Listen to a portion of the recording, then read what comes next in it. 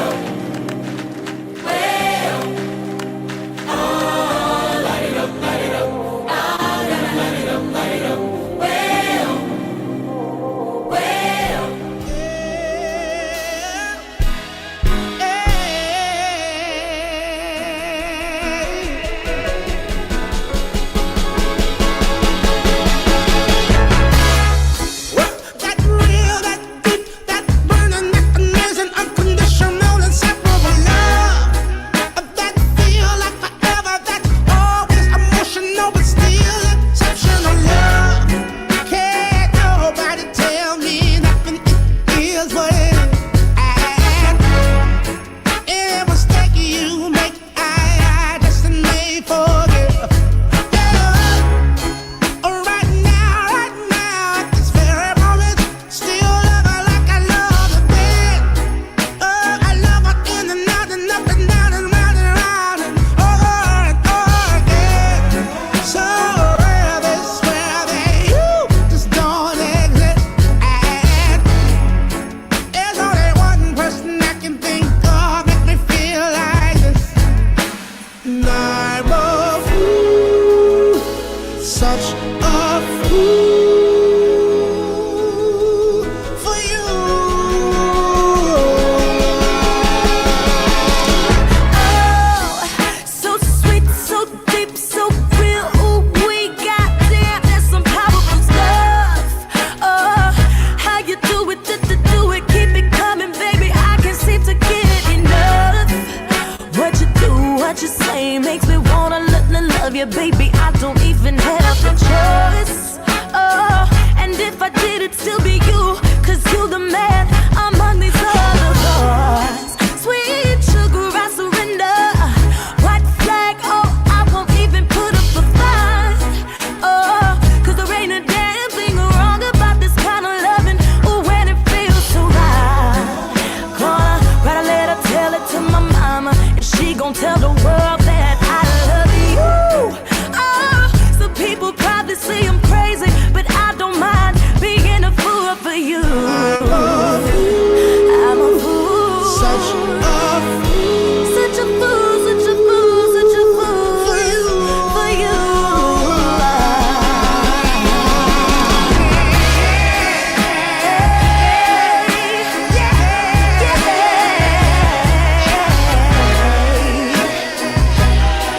I'm a fool, baby. Ooh, child. I'm a fool. I'm a fool. Such a fool. Like a fool. For you, baby.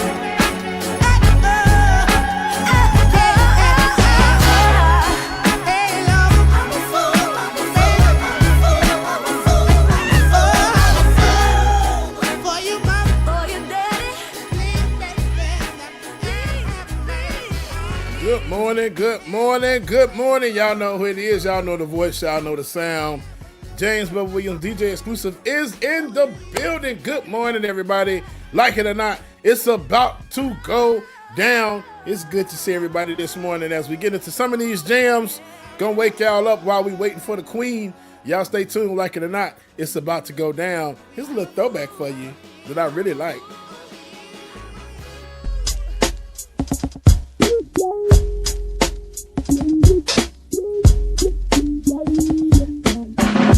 Good to see everybody this morning. Good morning, y'all.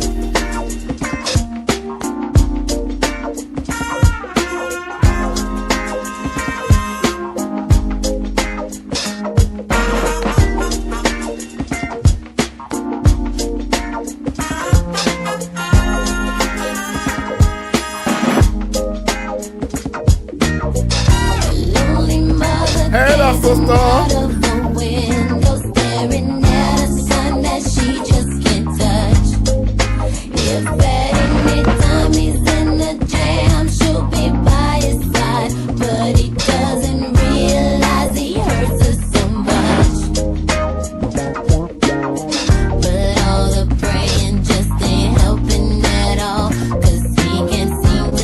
Himself out of trouble, so it goes out and he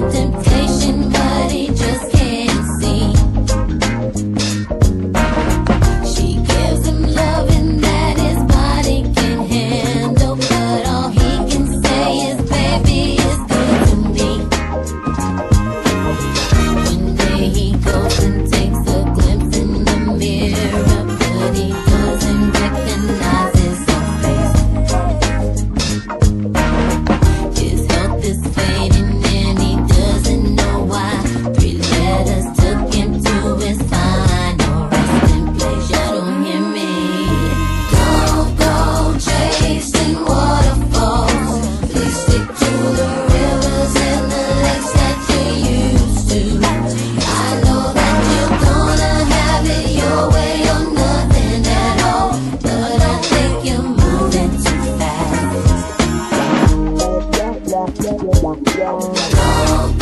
chasing waterfalls. Please stick to the rivers and the lakes that you used to. I know that you're gonna have it your way or nothing at all, but I think you're moving too fast. Come on. I seen a rainbow yesterday, but too many storms have come and gone, leaving a trace of not one God given praise. It because my life is 10 shades of gray. I pray all 10 fade away, seldom praise him for the 7 days. And like his promise is true, only my faith can undo the many chances I blew to bring my life to an end. Clear blue and unconditional skies have dried the tears from my eyes. No one lonely cries. My only leading hope is for the folk who can't cope with such an enduring pain that it keeps them in the pouring rain. Who's to blame for taking gain into your own vein? What a shame you shoot and aim for someone else's brain. You claim the insane and aim to stay in time for falling prey to crime. I say the system got you victim to your own mind. Dreams are hopeless aspirations and hopes are coming true. Believe in yourself, the rest is up to me. Go chasing waterfalls. Please stick to the rivers and the lakes that you used to. I know that you're gonna. Good morning, good morning, good morning again, y'all. Good to see everybody this morning. Do a few shout outs before we get into the next jam, man. Let's see here we all we got in the building this morning. ACP Comrade 7. Shut the hell up. First of all, good morning to you, though. Warren Entertainment, good morning to you. High Tech Priestess, good morning. My coaches, what's going on? Sarah Layla is in the building. Braxton Monroe, what's up? Good to see you. Who am I sitting here? Keep scrolling. Okay, it's a lot of people to see here. Okay, here we go. High Tech Priestess said, long time. I know it has been a long time, hasn't it? Long time no see. Good to see y'all. Toilet Paper Math Podcast, good morning. Good morning, everybody. If you're just now tuning in, welcome again to Like It or Not. I know it's been a minute. My God, today, it has been a long time. But we are here now, and that's all that matters. Man, so much stuff going on. I just don't even know where to begin at, okay? It's just so much. Like, Spirit closed down overnight. Like, literally, their last flight was like 1 a.m. in Dallas. Like, literally, the last flight for Spirit, which is crazy as crap, man. And then, like, all these people just stuck. And then not only that, like, all these people without jobs, like, instantaneously. It's crazy. Then you had this fake shooting at the correspondence dinner so somebody can build a damn ballroom. We're not going to get into that right now because I know Rebecca's going to talk about it. But damn, like, what in the hell? There's just a lot going on, man. But stick around. Like it or not, it's about to go down. Before I play the next song, y'all know what I got to do. It's been a long time. So I should have left you without a dope beat to step to. No, but it's dad jokes time. So, what do you call a Frenchman wearing sandals? What do you call a Frenchman wearing sandals?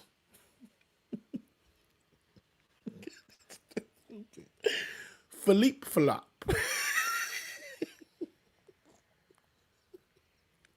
Philippe Flop.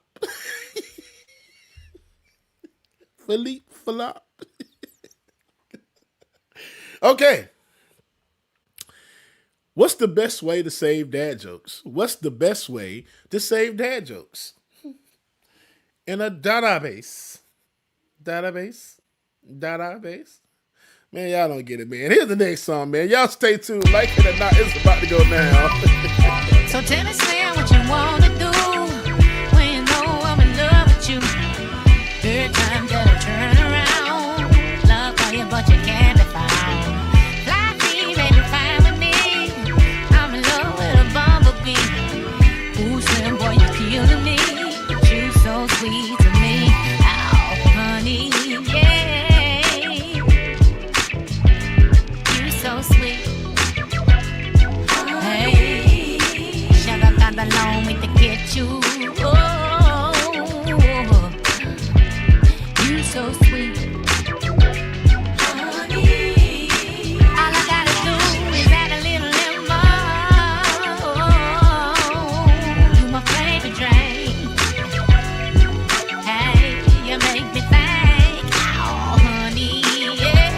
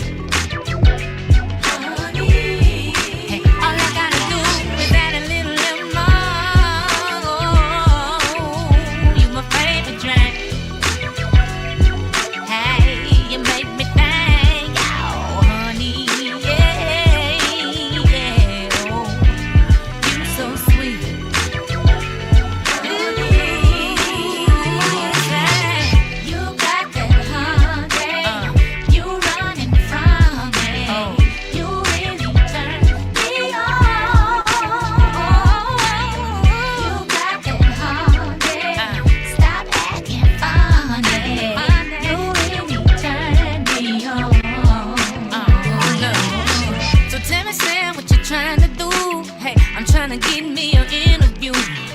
Look while you're all over town, but your game made a run around. Fly free, baby, fine with me. I need to know, is you feeling me? Oh, please take your pick and finger in my teeth. Cause you're so sweet to me. Oh, yeah, you're so sweet. Should have gone a long way to get you. You're so sweet.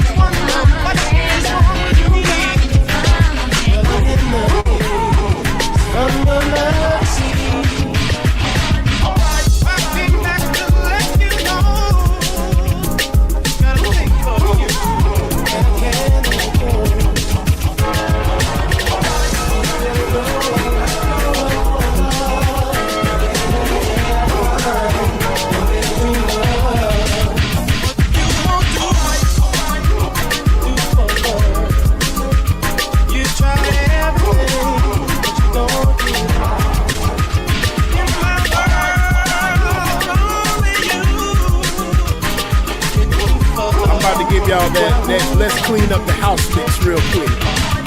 This for the aunties and the uncles. Y'all stay tuned in. Like it or not, it's about to go down. Good morning, y'all.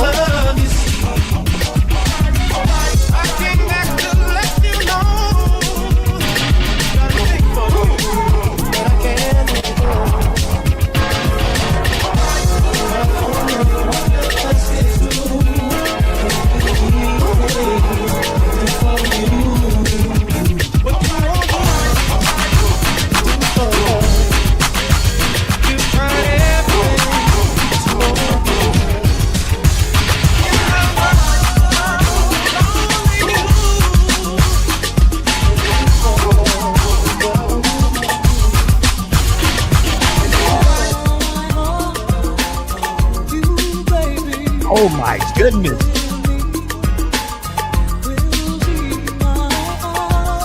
You like that, brother man? I know you do.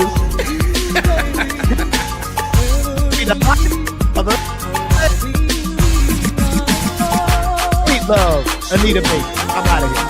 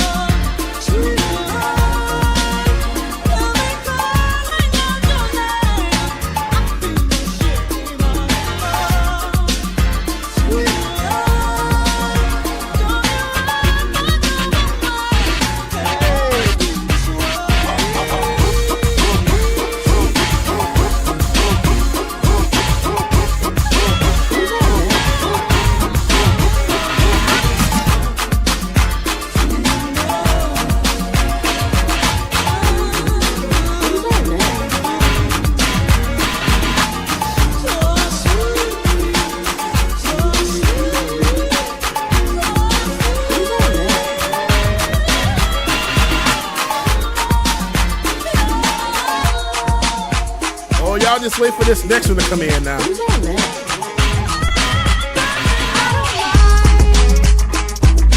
Let me down easy, but just give me time. If it don't hurt now, but just wait a while.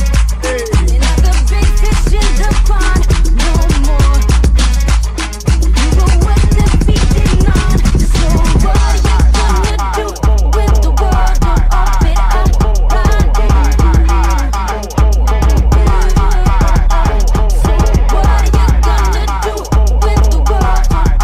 Don't open it up, right? You're fine, living in the real world.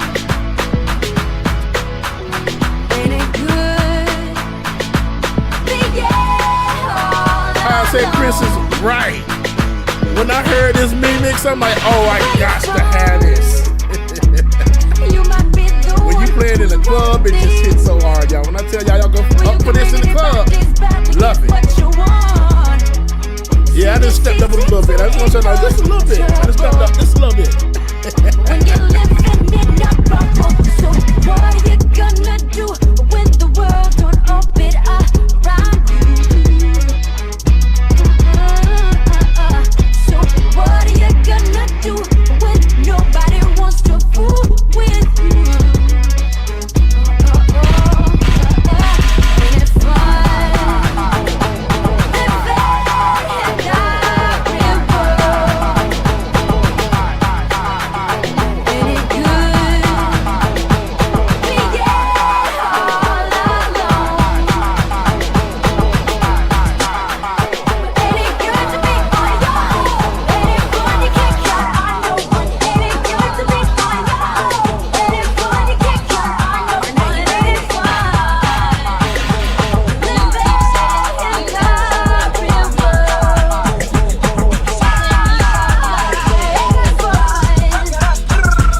Living in the real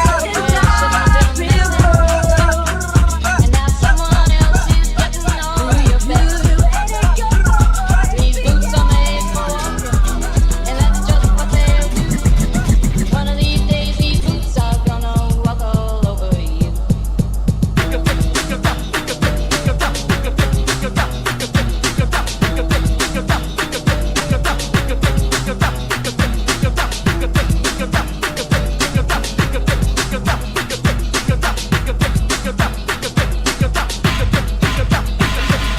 You keep saying you got something for me, something you call love, but confess you've been a messin' where you shouldn't have been a messin'. Oh, y'all getting the good stuff this morning. I swear y'all is. Your best. Here we go. Here we go. Boots are made for walking, and that's just what they'll do. One of these days, these boots are gonna walk over you.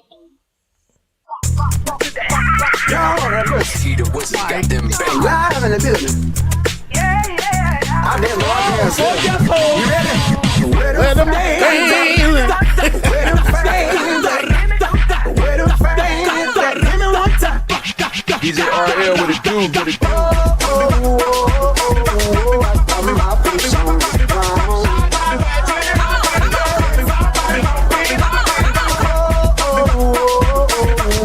I'm my face on the ground.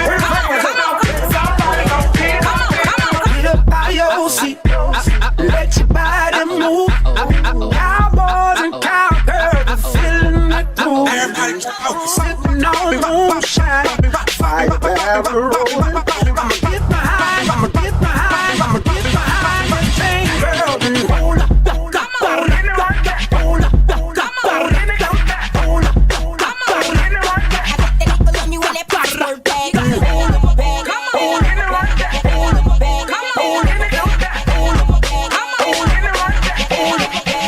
You ready? Where the fans at? Where the fans at? Where the fans at? Give me one time.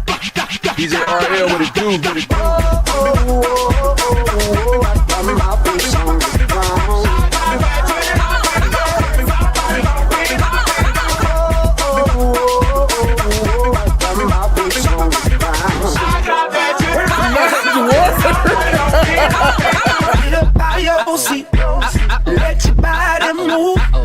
Cowboys and cowgirls feeling the groove. Sitting on the moonshine, fire barrel rolling. I'ma get behind, I'ma get behind, I'ma get behind that thing, girl, and hold up.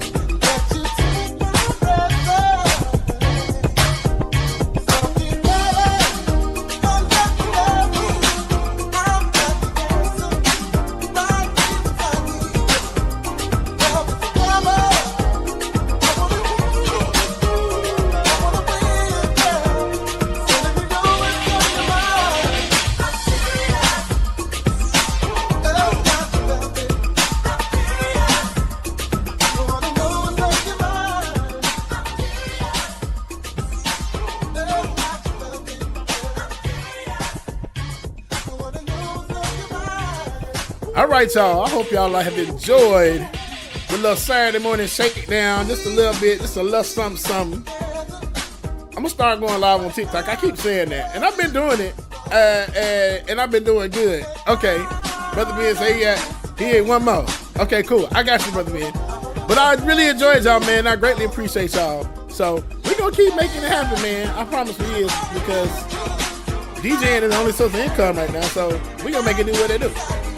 But we got one more for Brother Ben here, okay? So y'all stay tuned. Let's get it. Let's go. Let's go. Hey, good morning, y'all.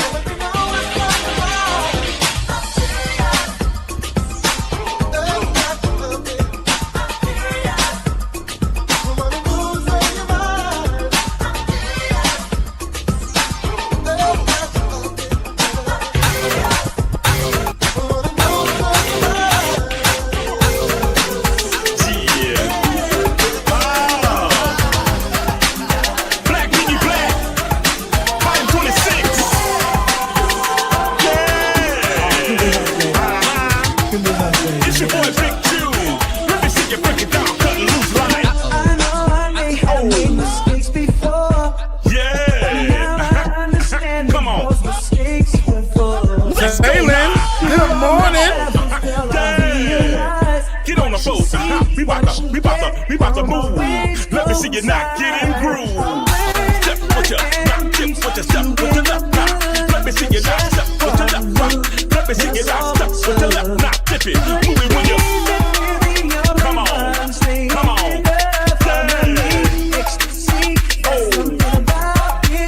Let's go. Come on, come on. So much to me.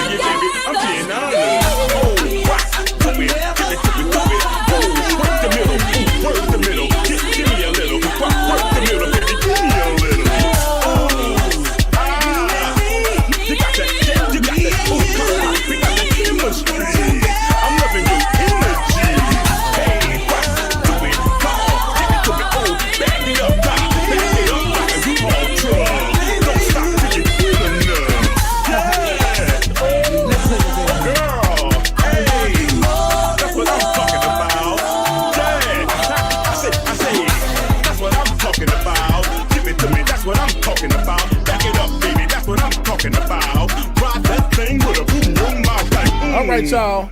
Shout out to Hey, baby. Sister Rebecca in the building. The Queen is here, and this is for Rebecca. Happy Haitian Heritage Month, Becca. Here you go.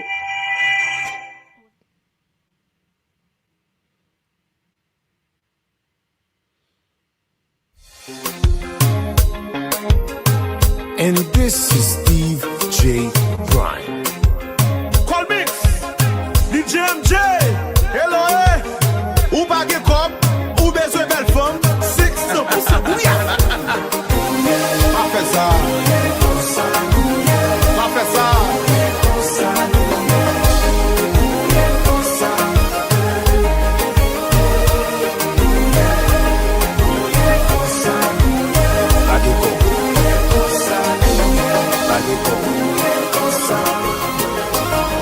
Yes. Et puis chérie, au petit Gouyan, il faut c'est là.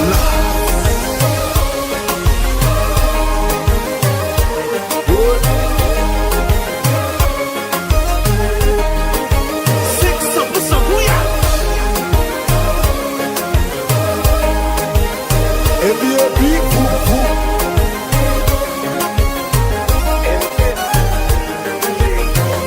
na vibe papa ket li bom ya yak party. Mayan li lumen li son ekran tactile. OJ with the gloves, but mon mic map kill it de voix m'sou yon beat li bois c'est sentil. Wait, hold a minute baby, faut t'y poser, bring it back. Na chade mon big, gade m'tou pousser non ta. Plaque l'autre si mi fait devant ma DL fauté. Après des doigts ya gade nous tout quantifié. On a les 500%. Yeah! Même bon pour même sous dadal, m'a dans sérénade. Plus pas présé comme si plus la mouillé. Plus t'es doit là après après bah 500% bourrade. Ou par contre koto garde, baby get your freak on. Tu veux me bad boy, I'm the real one. Let's go. Ou pas get cop, ou besoin belle femme. Qui t'es pour pas marcher. 500% bourrade. Dépensé.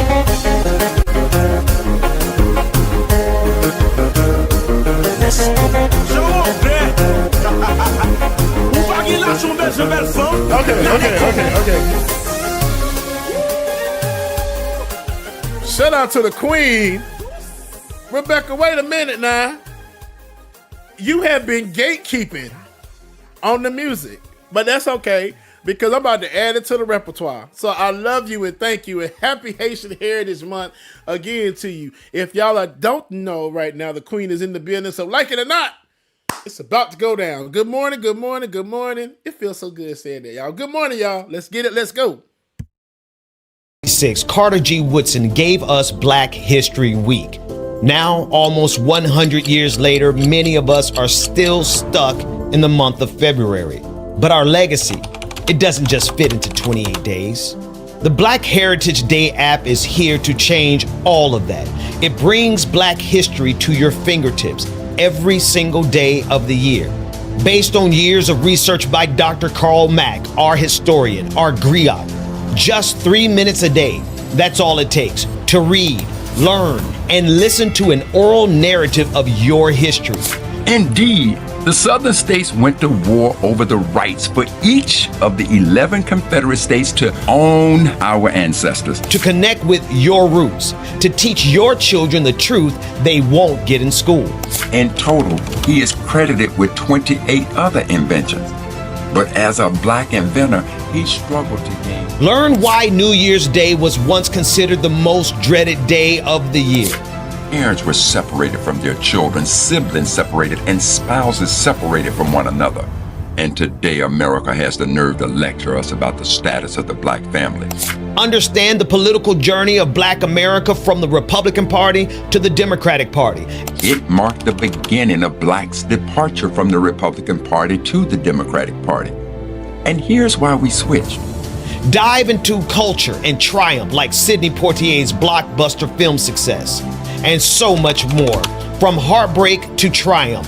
From January 1st to December 31st. This app is more than a download.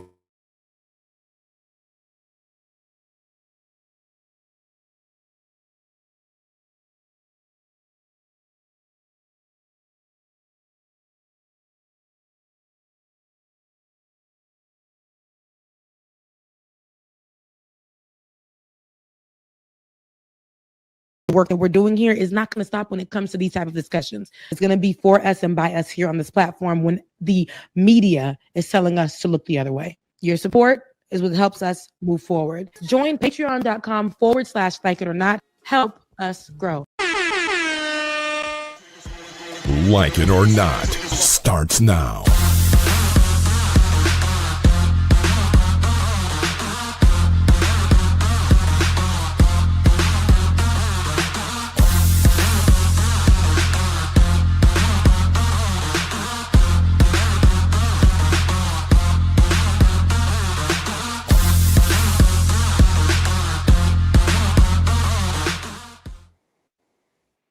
Good morning, good morning, good morning.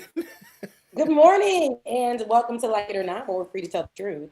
And not care who doesn't like it. Hey, Rebecca, your microphone. My good mic isn't on enough. Okay. Yeah. DJ Xclusive, how you doing, man? I'm good, brother. How about you? Hey, man, just living the dream. Let me put my non-picture self down. Y'all at the top since y'all actually here. Absolutely. The good mic is on now. There we go. Yeah, there we go. Yeah, we got you. All right, good. Yes, and again, welcome to Like It or Not, where we're free to tell the truth. Like who doesn't like it? I said it for everybody. And good morning. Listen, it has been a long time. I know that I'm in a different space. You might hear a little bit of an echo because they know it's empty in here.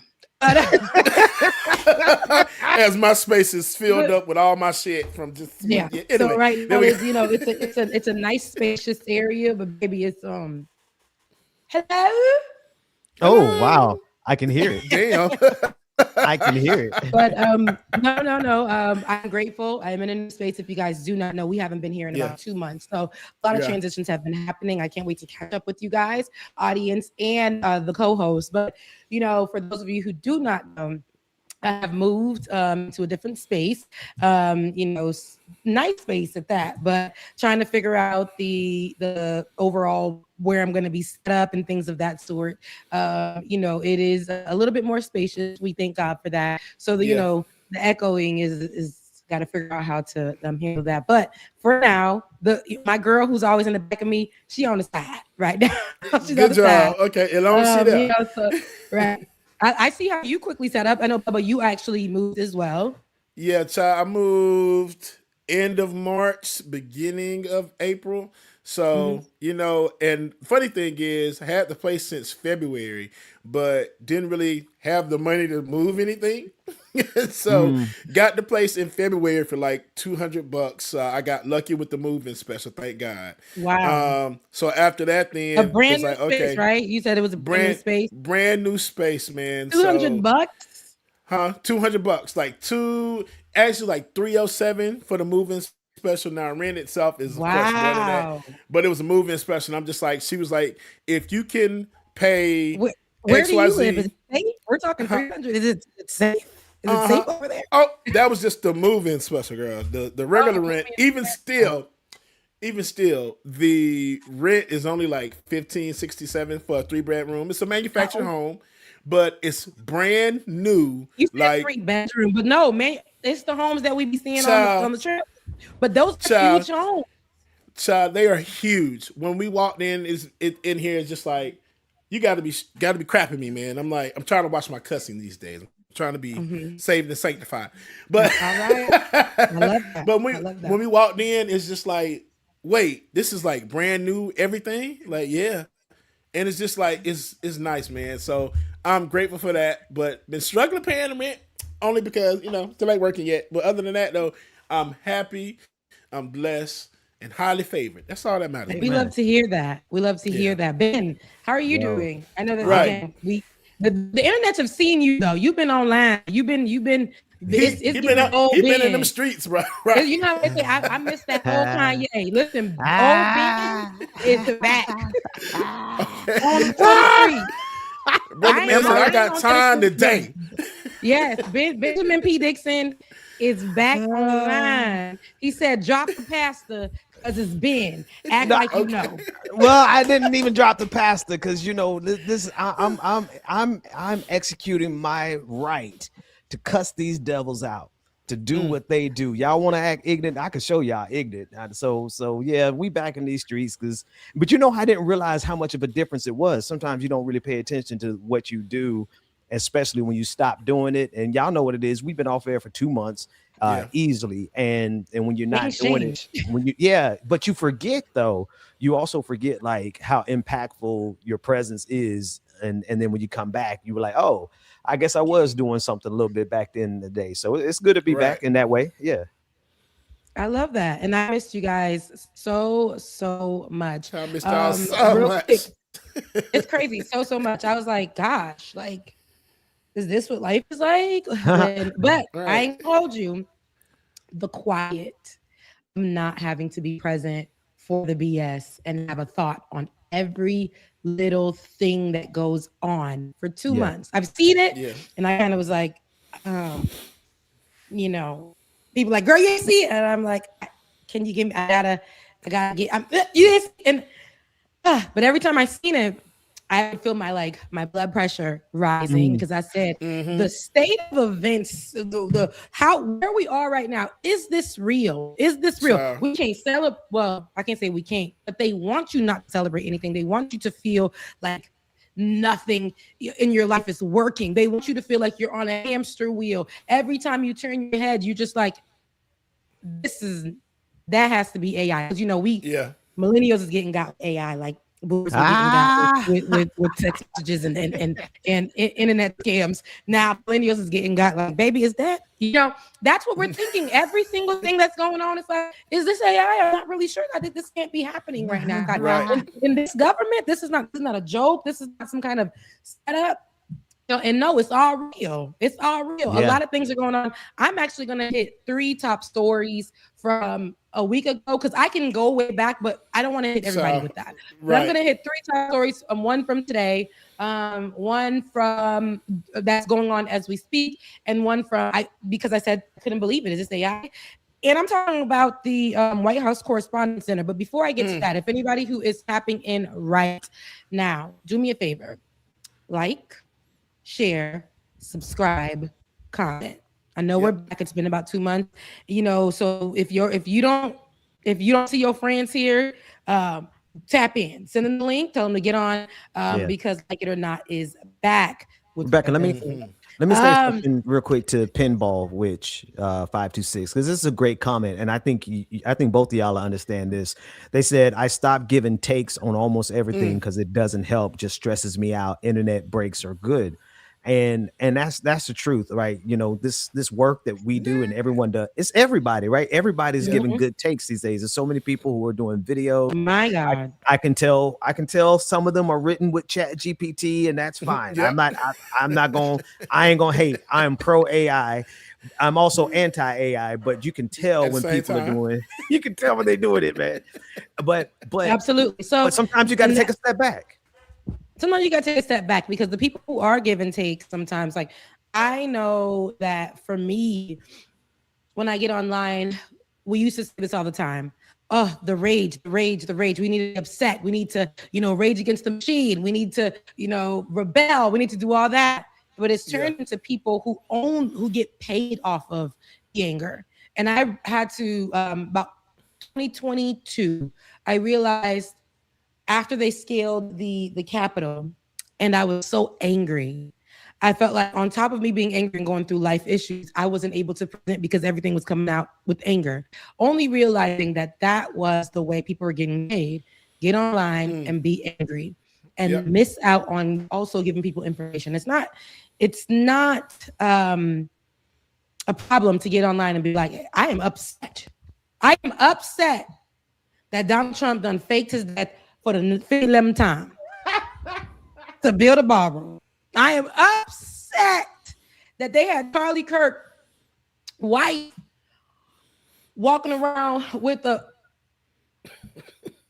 somebody that's checked into the Kunta Hotel and then on cue crying, I want to go home at the end. We're going to get to all of that. But it's okay to talk about and be upset with that. But what are the facts of the situation? We are missing the meat. We are missing the info. We are missing, and it leaves room for people to just go off of vibes and feelings. Like, I didn't like the way that made me feel. So I'm upset. And that's it. Like, and everybody will let that go viral. You just being upset. But what happens next? What happened before? What happened at the time? Who was involved? Who was it going to affect? Those things actually matter. Right. So, somebody saying the other day online, I seen it, and they were like, because people were getting upset. I talked to you about this, Ben. People were getting upset that an interview, and I forget who they were speaking to. It's the news lady. Her name is the news lady, and she has a podcast with another former newswoman and another anchor. And these women were talking about what was going on, and people were like, I don't like the way she's interviewing people. Like, she's a little too rough. When in fact she was doing what reporters do, and that's asking questions, following up. If something doesn't seem right, let me see about what you said. Like this alleged shooter running through the at the White House Correspondents' Dinner, where the president, the sitting president, the vice president, so many different news corporations in there, or their representatives in there. How was there no security? But we'll get to that. People will sit on the fact where it's conspiracy, but what happened? Why did he do this? Is this one of Donald Trump's other schemes just to get what he wants? Like, these are questions that we need to ask. How is this going? Who is the guy? You know, and I think that we miss those opportunities by just making jokes, which is they're funny, and continuing on with giving people nothing. And then we move on, and what happens? Donald Trump fakes his own death, allegedly. You know, and that's another time we're gonna have to deal with that again. Somebody ran through the White House Correspondents' Dinner, y'all, with a gun in hand, a rifle in hand. And if you see on this video, we're seeing the movement for a president. Do you see in the top left hand side? I wish I could top zoom left in. hand. There's another video where it's zoomed in, where this guy of this officer, whoever he is, with the K9 dog, he right walks there. by. The dog walked in the room with the guy. Instead, they looked at him. The guy pulled the dog back, and literally a few seconds after he turned around, the guy runs out with the gun. So you're telling me that you didn't see any of that? Come on, and the dog is the thing. Like, I could see the security guard, the agent, or whoever he is, the top left side. It's moving real slow at the top left hand side, right behind. You can barely see it. I'm going to try to find the other video, but the dog was in there. The dog comes out, and less than 2 seconds later, here comes the shooter. Look at this guy running through security, right past. You can't tell me the dog didn't sniff something out. Another thing as well too is, why are they taking the other metal detector down? Somebody brought that up online that I saw. Like, why are y'all taking that one down? Everything, I don't know. It just seems very suspect, especially because they released an AI version of this video beforehand, I guess showing some of the same stuff. So now it's like Rebecca said earlier, you got to ask yourself, wait, is this AI as well? Listen, I put my little headphone in, my little jogger headphones. They say they can't hear me on the mic, so I'm gonna try to fix it. So don't worry, this is my little jogging headphones. But I think that they did that on purpose, and they get the opportunity to do that, right? Because they control now, right? Donald Trump has wanted control. He did the fake news. Now he's moved on from fake news to actually saying, y'all don't get to. Y'all, which is media, mainstream media, you guys don't get to cover nothing unless I say to cover it. And we're going to drop whatever we want to drop. So when this happened, I was really afraid. I was sitting here trying to unpack with my sister, unpack my things in the house. And my sister was here with me, and I'm unpacking. I said, okay, a shooting just happened at the White House Correspondents' Center, and I was afraid because I know people who are actually in the room. So I said, oh my goodness, let me go and make sure everything's okay. Only for me to get on, and why in about 15 minutes was the full, descriptive. As a journalist, you are just getting breaking pieces of the story. Why was it descriptive? People were saying that they were on there. I think that in the description that I was reading, and I want to say it was from CNN. In the description that I was reading, it said that they just finished eating a salad. This is breaking news. Why would that be a detail in that when we're talking about a shooting at the White House Correspondents' Dinner where the president is in the building? In the news write-up, it said, I don't want to say it's CNN exactly, but it could have been Newsweek, one of the two. It said they just finished eating a salad. Who did you interview to give you that particular information? We're talking about there was a shooter in the room that you guys falsely reported and said that was dead. That was headlines. Right. 5 minutes later, 10 minutes, I'll give it 10 minutes later. Mind you, this is still within the time frame of the first half an hour of the shooting. I think 5 to 10 minutes later, I go back and mostly all the headlines that said that the shooter was dead Yes.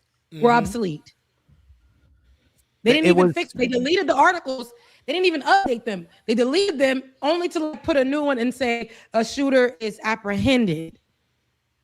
Who are we trusting here? Well, you can't, and that's the thing. That's where we are, right? So I saw all of those. This is something we learned years ago when dealing with fast breaking news, right? You don't go with the initial reports, but we're so. I mean, that's journalism 101.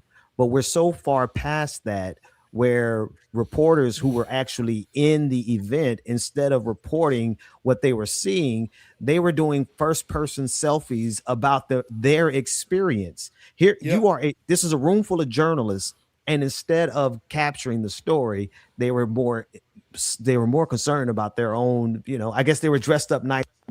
This is called the nerd prom. You got to put it in perspective. The White House Correspondents' Dinner is called the nerd prom.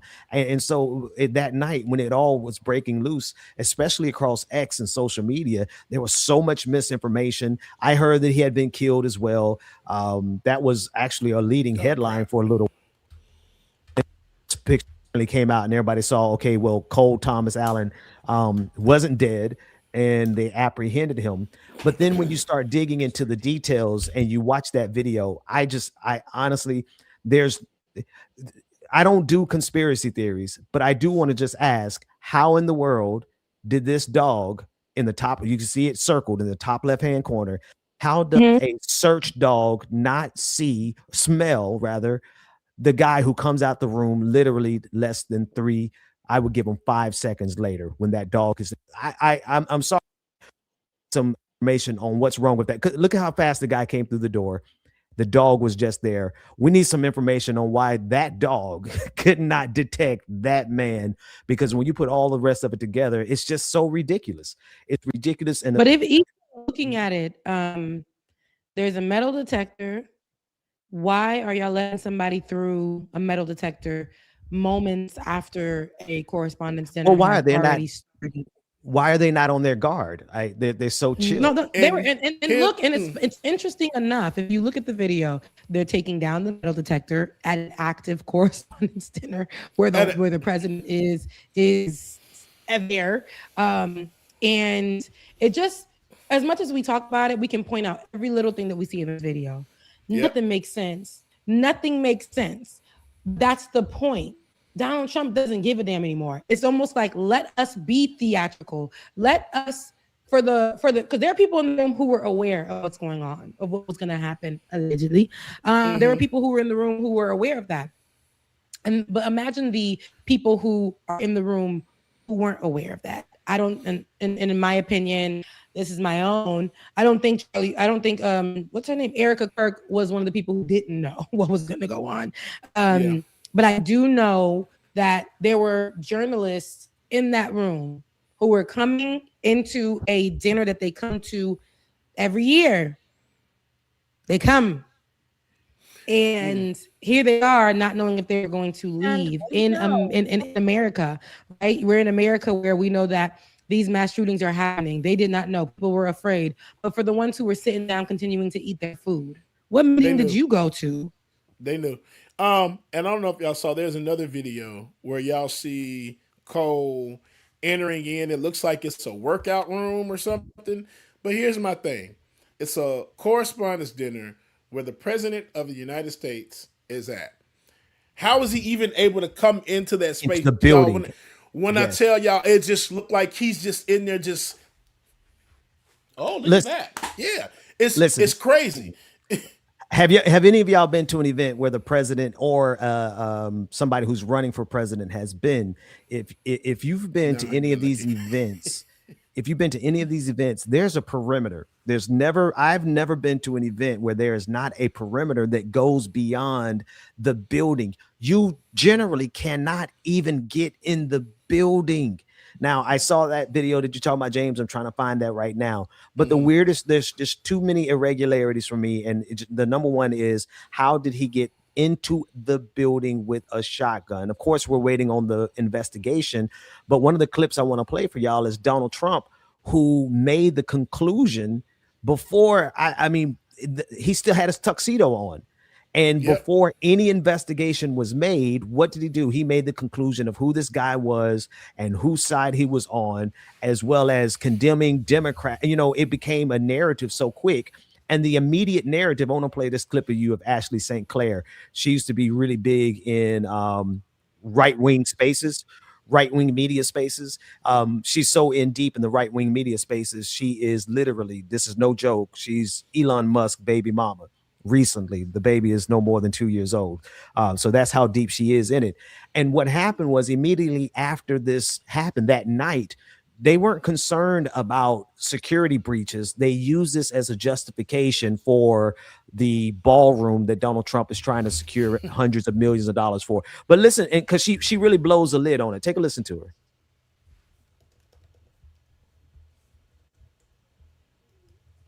If we can hear it. You lost the audio? Yeah, we can't hear her. You can't hear the audio. Okay. All right. Well, let me fix that while you guys hang on. Let's see if a quick fix. Go ahead. And so for those of you who are just tuning in, we're talking about the White House Correspondents' Dinner that happened last weekend. And there was no, we have to really be serious. There was no real security there.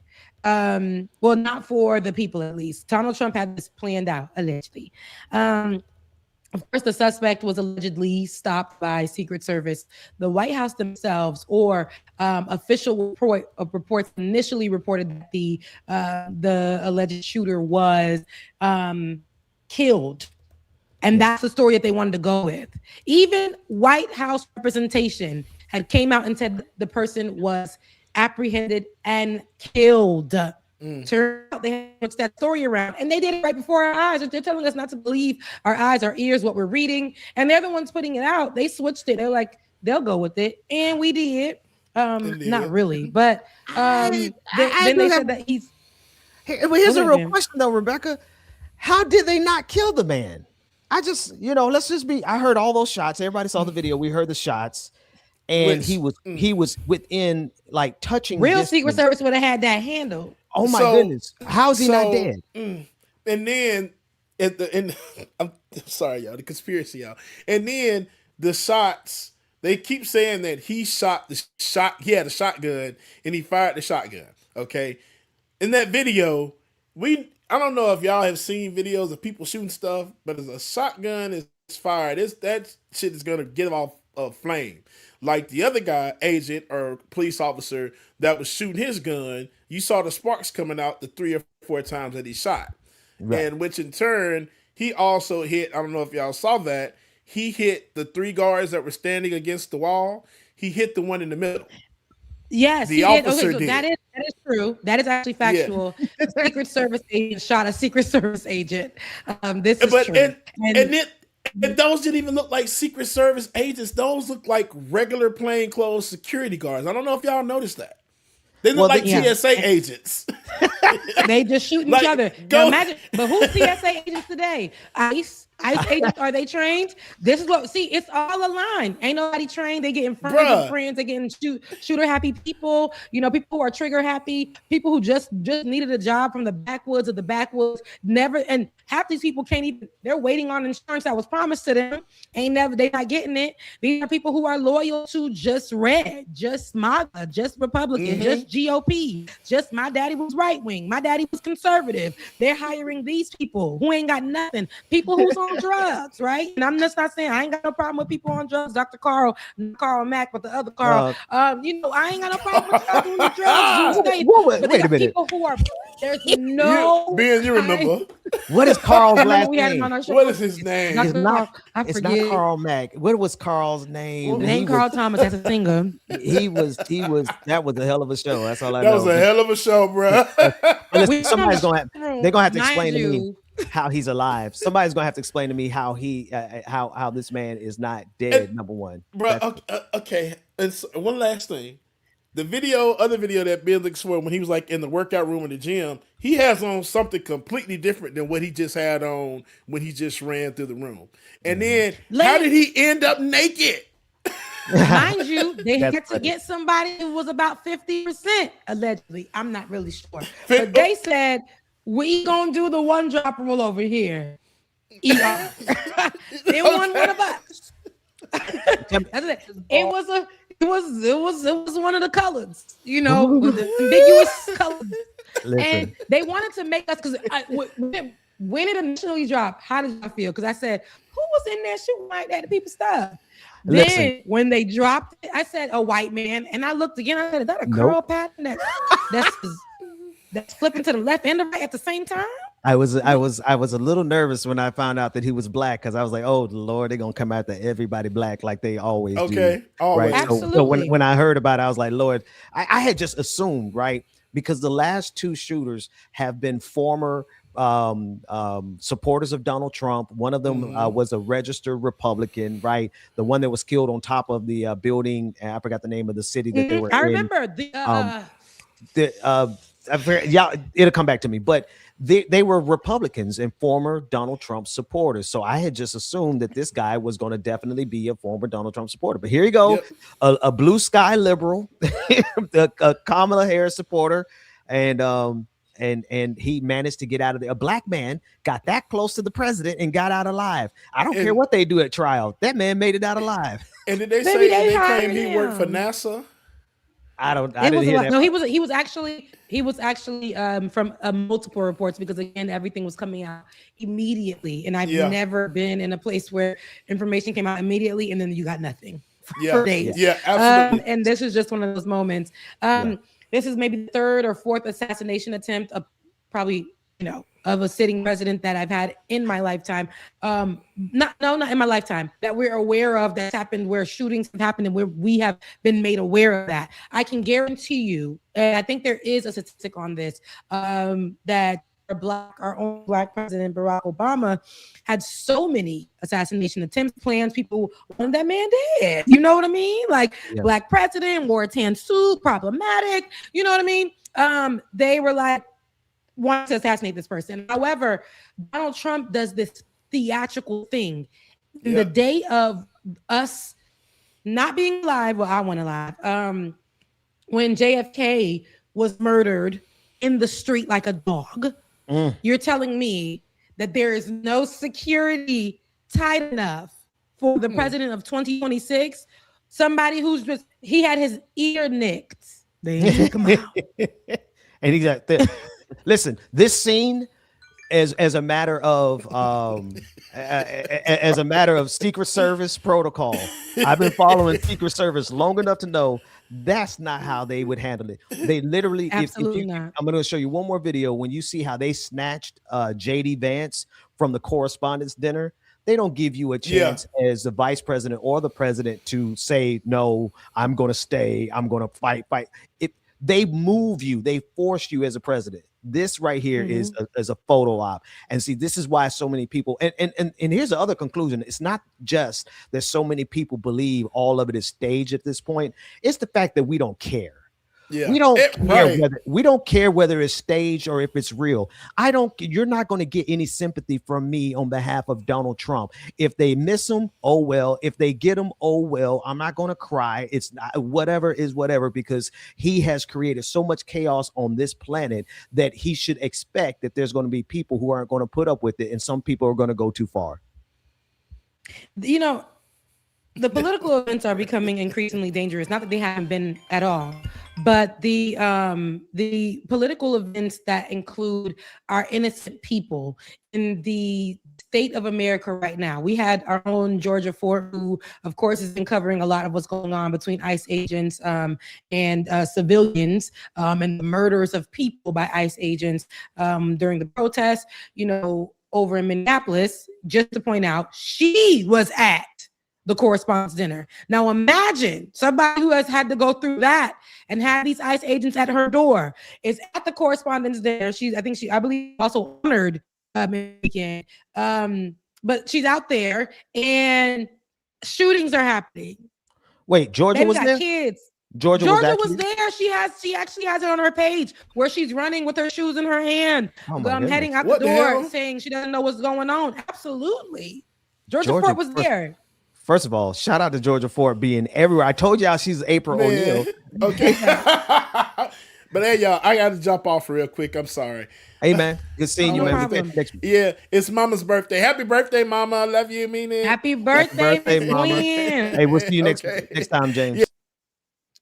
Hang on. But, all right, see y'all next week. Love y'all. Go ahead, Rebecca. You said, see ya. He was not done. That's like when somebody got something to say on the phone and they're still talking. He's like, all right, love you. They are still going. I'll be having to call my mama back and be like, Mama, I'm sorry, I hung up on you too early. To let her finish, and it don't really be nothing. But we let them finish, and then you gotta let the pregnant pause come, and then okay. Now I want to see if Georgia Fort. Yes, that's exactly what I'm pulling. She was in the room. If you go on her Facebook, she actually has her running through the back way of the hotel. You know, of course, when Donald Trump, I said this to my sister within the first, like I said, the first moments of when this happened. I said Donald Trump is doing this for a specific reason. That reason is something that's going to benefit him, something that he wants, right? One of the things that he wanted, a ballroom. A ballroom. He believes that a ballroom is the most important thing right now in America for the White House. People are dying. Kids are hungry. Education. We can't afford nothing. Jobs. A ballroom. And putting everybody's life at risk. Tax dollars being utilized. All of this and above and the corners. Literally all for Donald Trump's ballroom. I think that in these moments, we see a lot of people who get respected and honored, like Georgia Fort, during the White House Correspondence Dinner. And we're talking about media personalities.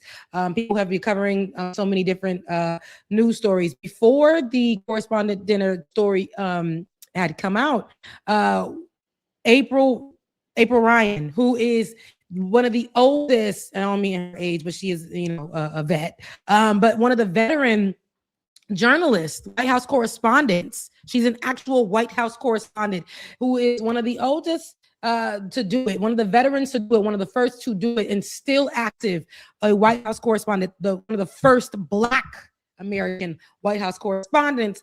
And she said something, and this was an hour before, because I follow her on Threads. She had posted and said, something don't feel right. And she's like, let's see what Secret Service really has to do. I think she saw, basically, I believe a lot of people saw some weirdness happening while going into the hotel, the Correspondence Center. I know Simone Sanders said that there seemed to be no security. They didn't check for IDs, nothing of that sort. And April Ryan, her saying what she said, it must have been like, where is the security? Basically, I think that she was saying that. She said that this was one of the first ones that she's ever been to that felt like this. And at the end of it, this is before the chaos, she was like, let's see what his Secret Service is going to do. What did the people see, Ben? What did they see? And I'd love to hear it. Let's take a listen. Second term of reporters, right? First term, he turned my world upside down. I am thankful to be here and still be able to report. I am going to continue to report on this presidency and any other presidency without fear or favor. This is about the First Amendment, something our founding fathers put in place, the freedom of the press. And he is tearing it down piece by piece, brick by brick.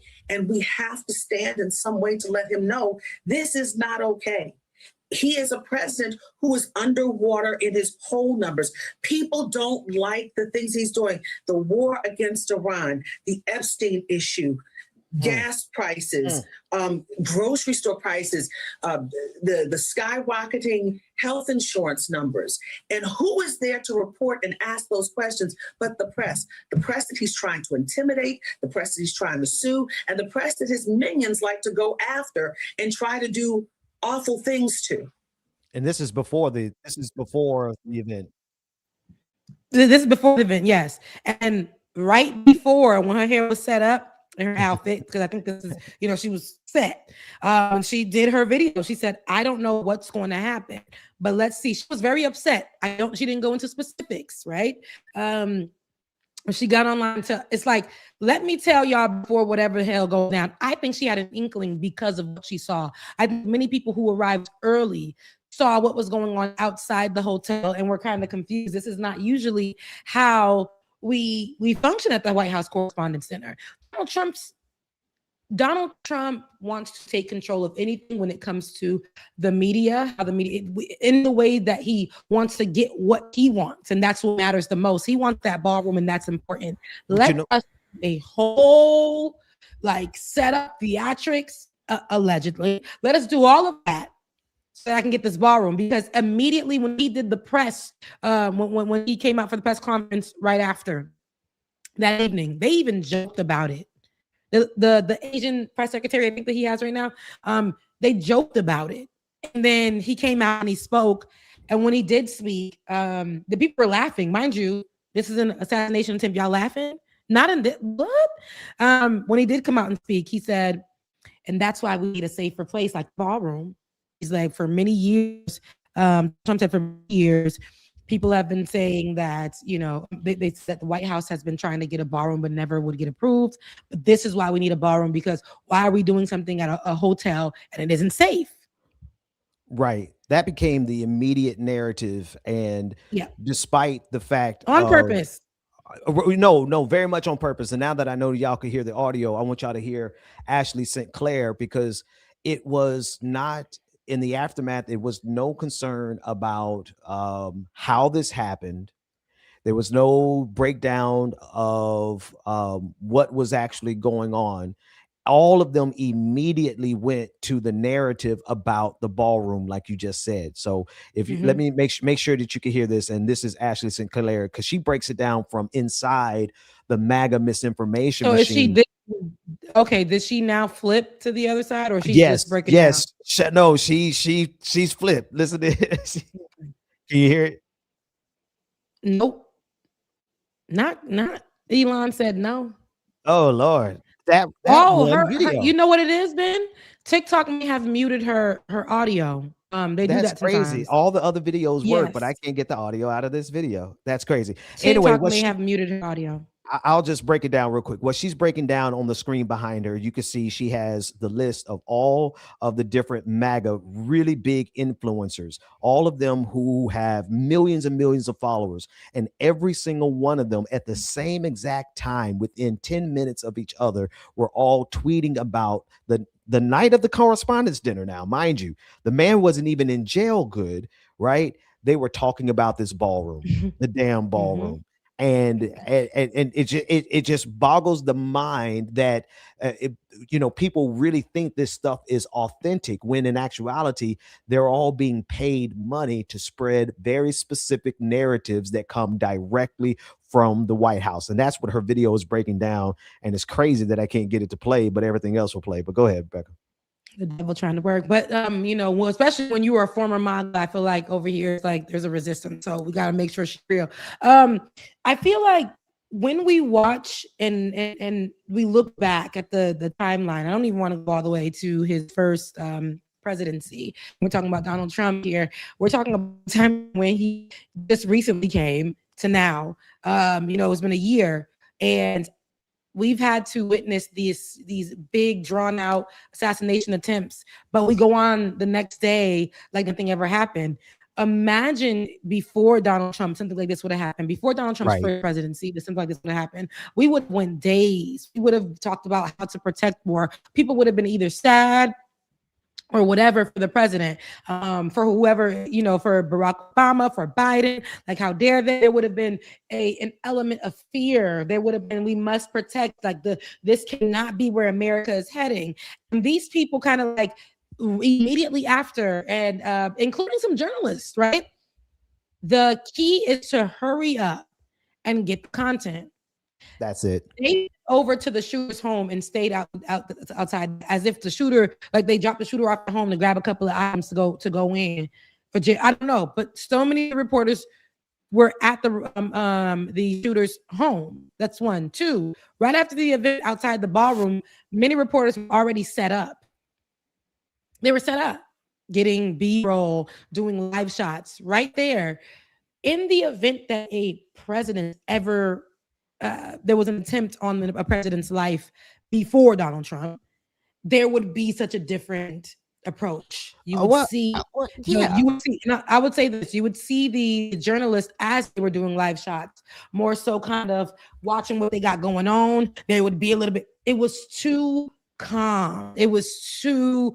It was just like, is this where we are now? Well, that's what I was gonna say. The whole game has changed significantly. Like, we're not in a we're in a very, I don't want to say strange, because strange doesn't capture it, right? We're in a surreal timeline where even the craziest of events mean nothing within 2 days, right? And part of that is, and this is why people are saying we don't care. We don't care because of the type of way the news cycle has been curated for Donald Trump specifically. And like, really, you put the timeline perfectly. If we take it back to his first administration, we had enough time between chaos to actually process something. Donald Trump has robbed us as a nation of the time necessary to process something collectively as a nation by going from controversy to controversy, ridiculousness to ridiculousness, scandal after scandal. And it's one of those things where if you throw so much shit at the wall, nothing can stick. And now we're kind of like, a lot of people don't want to see this president anymore. So when they're hearing news like this, they're like, did he? Is he got, is he? And so now it's kind of like, people are just like, another one of his attempts. But because this is where we are now, I think he's curating this. This is the moment he wants people not to care, so that he can continue to do what he wants to do. Exactly. His in DC for the you see how it's very dictatorship, little by little, a lot by a lot. But his attempt to put himself on not an attempt, it's going to happen, special edition passports in DC. If you haven't already gotten your passport in DC, or you are updating your passport, Donald Trump is now putting his face dead smack center in your passport. So you walking around every country and you got Donald Trump in your pocket, in your bag. Oh, your face. The face of Donald Trump. Donald Trump on your passport. And again, this is limited right now, from what I know, last time I did read about this, to DC. And it's a special edition for, I think, the anniversary of America. And Donald Trump wants to be a part of that because he feels like without him, we wouldn't have had an anniversary. He is why America is thriving, and he wants to forever be remembered. So he's putting himself on I think he knows something's about to happen to him. Naturally, he's of age. I do think that. So I think that just like any dictator would, wants to stamp himself on everything and anything, so that he's never forgotten, even beyond his life. And look at this. Listen, right. wait, Rebecca, you got. I really do. At this point, I gotta ask the question: where are all of the and please hear me really closely what I'm saying and what I'm not saying, Rebecca, because one thing we don't do, and I don't do, and I know you don't do, we don't really care too much about the founding fathers because they were all slave owners, right? And we know Abraham Lincoln really didn't give a whole lot of damn about black folks. he signed the Emancipation Proclamation to win the Civil War and to break the back of the Confederacy. Fine. You know what I mean? Like, I understand that critique, but I got to ask the question, where are all of the white men who are more like Thomas Jefferson and Abraham Lincoln and John Brown? Well, not John Brown. That's a bad comparison here, but where are the people who look at this and say, hell no? Like they have those marches. Yes, the marches, the No King March is cool, but at some point, when are these men going to stand up and represent? Because I thought they really cared about democracy, because all I see is people bending over and giving up and letting Donald Trump do what he want to do. Listen, giving him every which way how he wanted, and they just like, you know what? Have it your way. And Donald Trump is taking it and having it his way. And there are so many different, and mind you, this is after Donald Trump was the attempt, to end his life. He said, you know what? Matter of fact, put me on them passports. Right next to the founding fathers. And like he found something. That's why he's saying with the ballroom change at the White House, that'll be a change that people will always remember. Donald Trump is changing, because I was saying that he's doing so many changes, just like, changes just like a dictator would. The Palm Beach International Airport, I am from West Palm Beach, Florida. The Palm Beach International Airport is up the street from my crib. It's always expensive to get there these days because since Donald Trump's presidency, it's just really spiked up. People have to go in and out of Mar-a-Lago, all the things, weird stuff. It is now going to be called the Donald Trump Airport.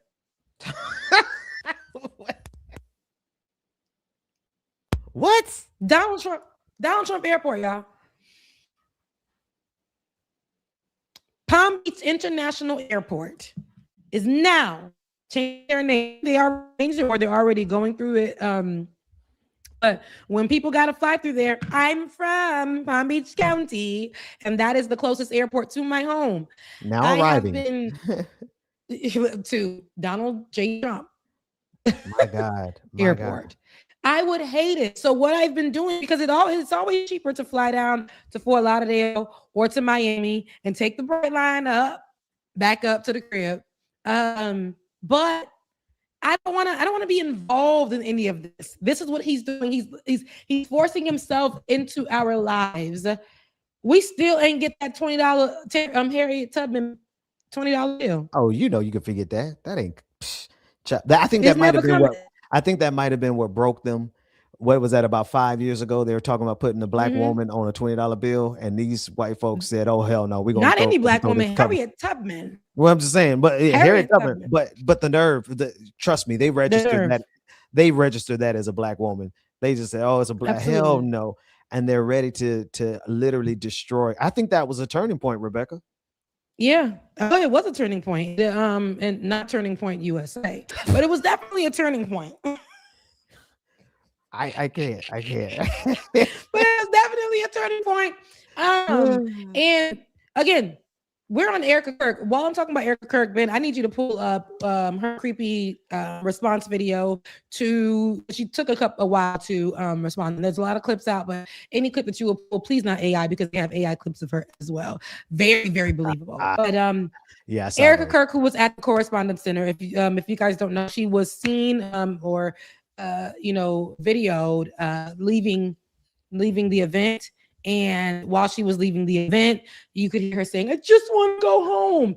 And I believe that it was so on cue because it was going to make for a great soundbite as a widow who was at an event where her husband was murdered, having to relive the event. That is actually very sad, very traumatic. But to see it played out in a way where it's like somebody is mocking it almost, allegedly, and making fun of it.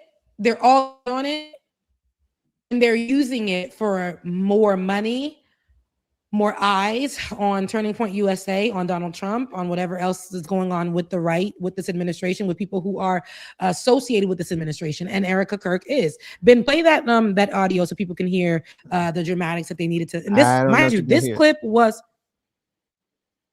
I'm sorry. Go ahead. I don't think you're gonna hear it. You can't hear it. But in this audio, you can hear it saying, "I just want to go home." A blonde who is a recent widow, who is reliving a moment where her husband was murdered right in front of her. With the shooter who was there, and all of this she having to really relive. Again, all of that is so sad. And for somebody who I believe actually would have these feelings, it would be so sad, and it would make sense for a soundbite. But the theatrics, because sis was sitting out the very next day. I'm not saying that she ain't supposed to be sitting out. I'm not. People grieve differently. I've been saying since the first day it's happened, and sis was out there just like Drewski said, coming out with lights, camera, action. Already had JD Van sitting in that man's seat, and he wasn't even in the crowd yet.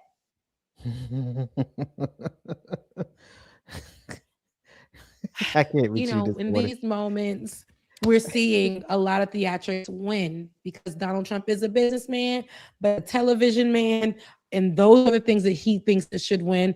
This woman is, I don't know if she was trying to pull Rhythm Nation, Janet Jackson. It didn't fit. She tried to do the freedom hat, the freedom ball cap, baby. What we talking about? You thought you were pulling a Beyonce? You thought you were speaking in a moment that was going to stick? You thought this was going to be a moment that people were going to think it's powerful with your gamer chair in the back? No, that's what she really thought. That's what she really did. She really genuinely believes that she has the authority because of her loss to speak to the nation however the hell she wants. And people are like, we don't care. That's the generation we're in. Nobody can afford to care about anything. So when she comes through this hallway talking about, I just want to go home. What Kyle Kalinske from Secular Talk was like, you haven't been home since your husband died. Do your kids even see you anymore? You've been at every major stage, every major show. You've been touring all over the country, and now all of a sudden you want to go home. Now, here's the thing. In reality, if she was authentic, the rest of the world would be looking at her and say, you know what? Hey, we'll give you space to grieve publicly because your husband died publicly. And in normal times, everybody would be like, okay, we'll hold space for you and let's hear what you have to say. But she came off the top rope so ridiculous and so horrible and so like malicious in her eyes and her voice and her tone and lecturing people. Everybody's like, man, we don't care what you got to say. Get out of here. We don't care. Do we have the audio of her little clip from her game room? No, I wish not yet. I have an issue with audio from Twitter in specific. Okay. So I'm gonna try another platform. Okay, cool. Donald Trump always wants to feel like he's saving the day. The ballroom would have been him saving the day. Him bringing this alleged hired shooter by his own administration down into jail is him saving the day.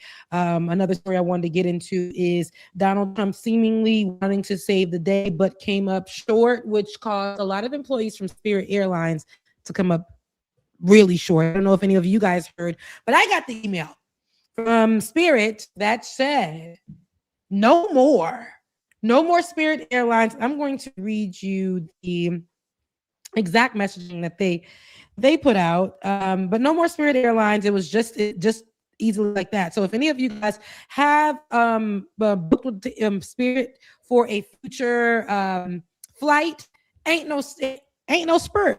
Ain't no Spirit no more. You can get online. You can get on your phone and try to send them a message.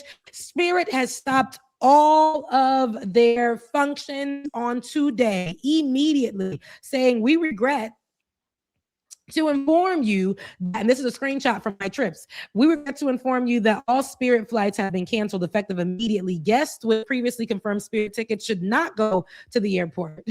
They said, don't even come to the airport. Wow. While we are not able to help rebook your flight on another airline, because this was it was 6 a.m., 5 a.m., 4 a.m., I think around that time.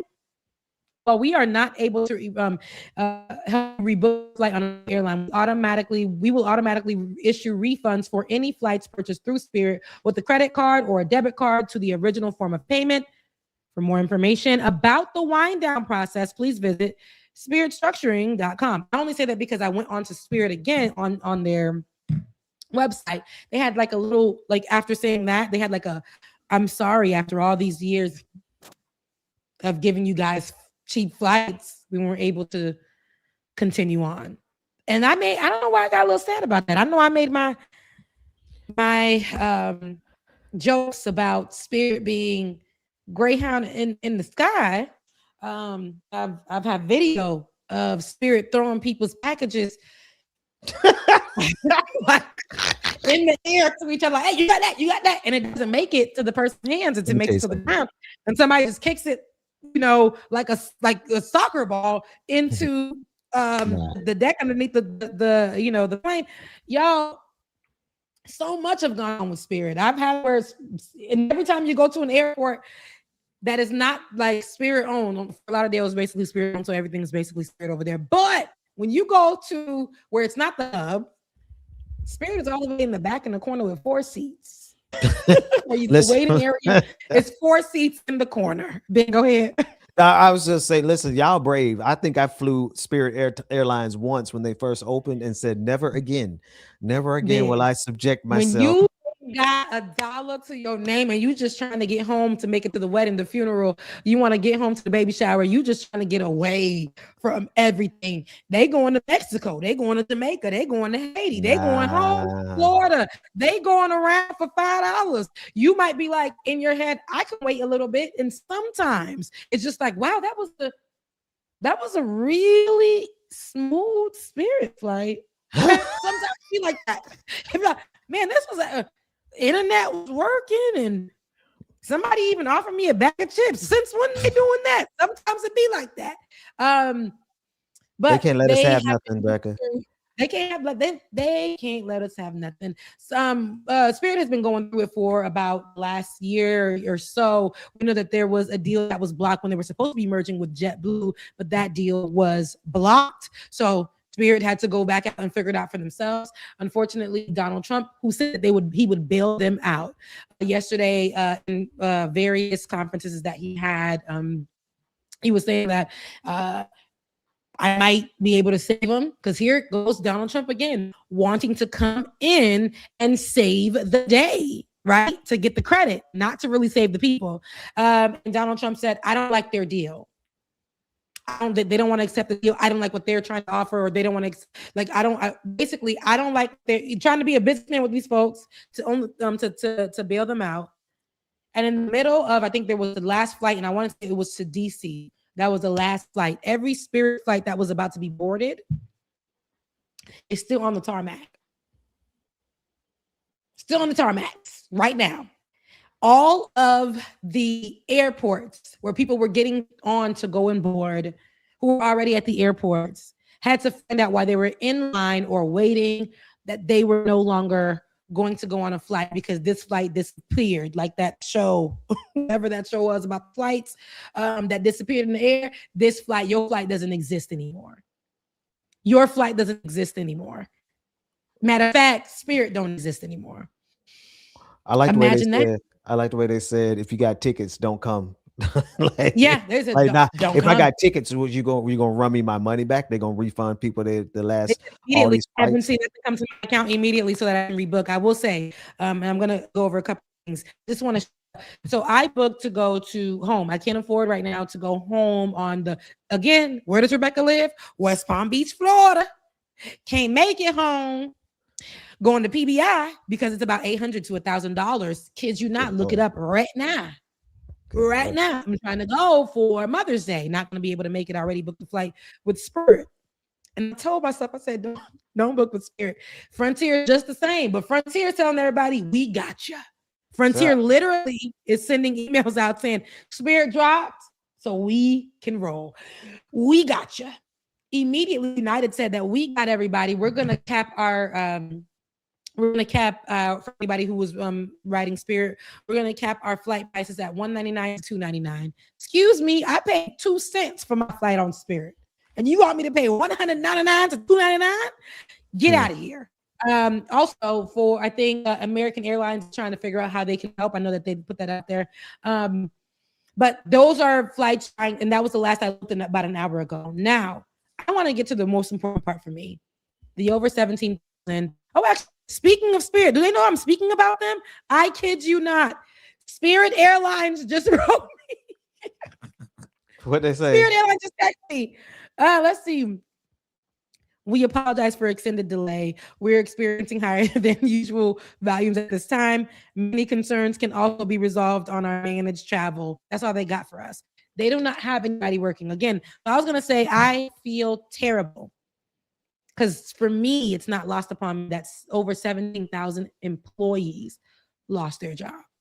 Yeah. Whether it was flight attendants, people who are working the concierge or the desk for reservations, customer service, at the airport, people who are working the messaging, people who are in any position, people who are doing the bags. Your bag might be bruised up a little bit, but it makes it there. Those people no longer have jobs. 17,000 employees. And just like that, because one girl, she was a flight attendant there for 12. I was reading her testimony. She was a flight attendant with them for 12 years. No longer has a job. Wow. Immediate job loss. 17,000 employees. Immediate job loss. This game with corporate because Donald Trump didn't like the deal. Even offered for us at some point yesterday, to the idea of Americans using their tax dollars to bail out Spirit. We using our last dollars to get a flight on Spirit.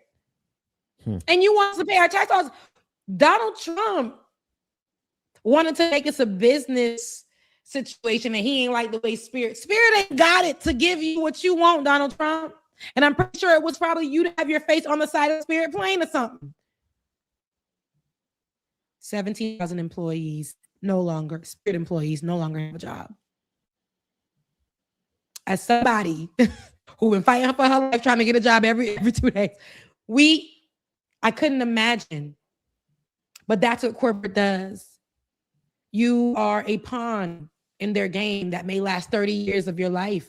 And one day they wake up and be like, yeah, can't do it anymore. Don't need you no more. Don't have to help, and they don't need you anymore. Becca, right before you retire, they'll let you know we don't. And mind you, this isn't the first time, and unfortunately, this is not the last time we will see something like this when it comes to corporations, job loss, just a shutdown in the middle of nowhere. But go ahead. No, that's it. I mean, the 17,000 jobs, they did this across the, I remember when the best job that you could get, short of being a doctor or an attorney, was to be a computer programmer.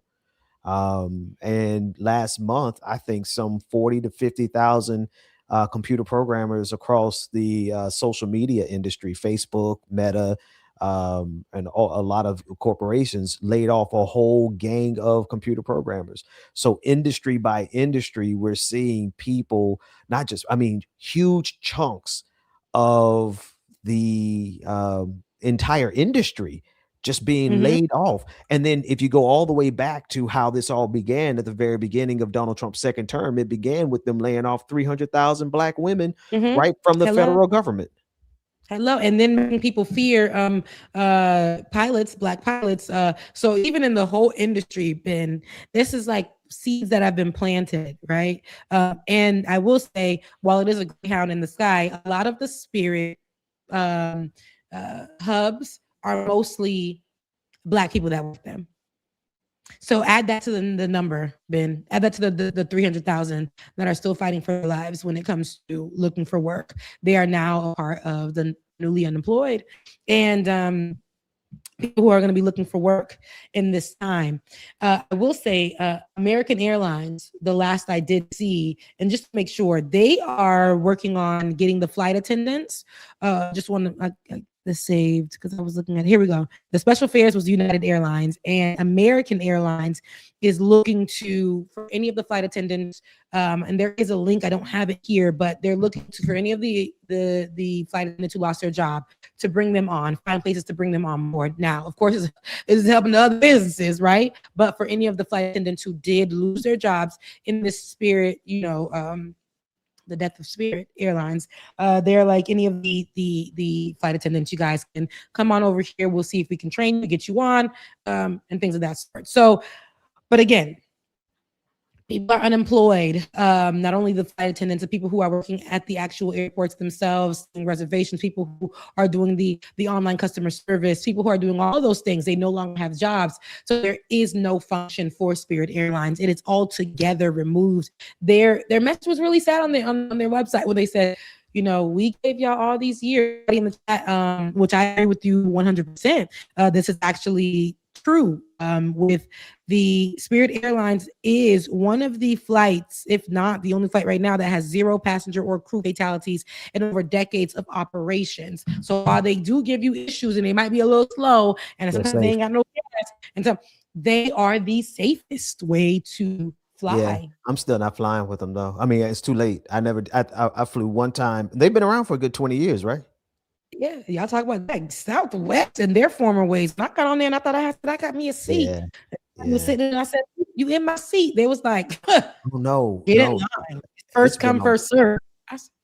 Yeah, they stopped that finally. I don't know. I'm not a fan of flying anyway, especially when capitalism is forcing them to get the cheapest products, cheapest repair guys, cheapest screws in the plane, the cheapest pilots. They're not paying the pilots right. The pilots are overworked, underpaid, and sleepy in the sky. You know what I mean? Pilots are depressed, doing cocaine right before the flight because they're so depressed. Like I don't want to be in the sky with somebody who's been crushed in the working class like the rest of us. I want to fly in the sky with somebody who has a reason to live. So that's my days.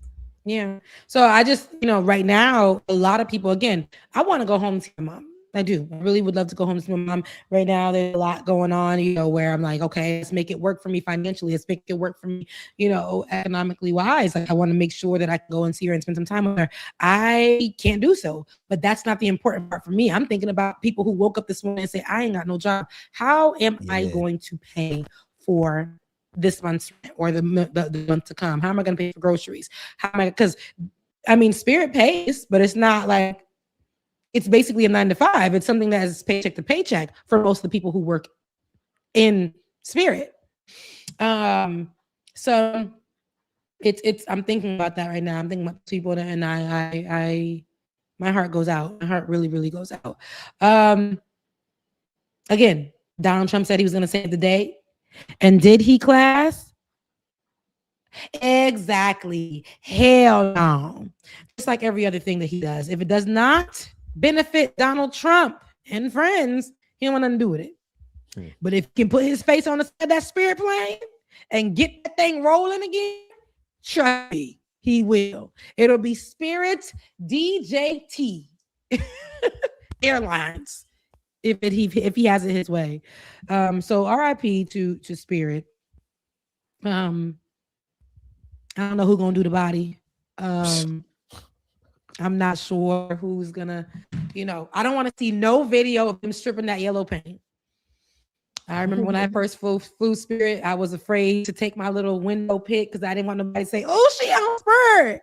I am a Delta girl. Used to be a JetBlue girl, but I am a Delta girl myself. But baby, when you can't, especially going into an airport that is just super expensive right now, you got to look for the alternatives. And what's happening is it's getting you there just like Delta is.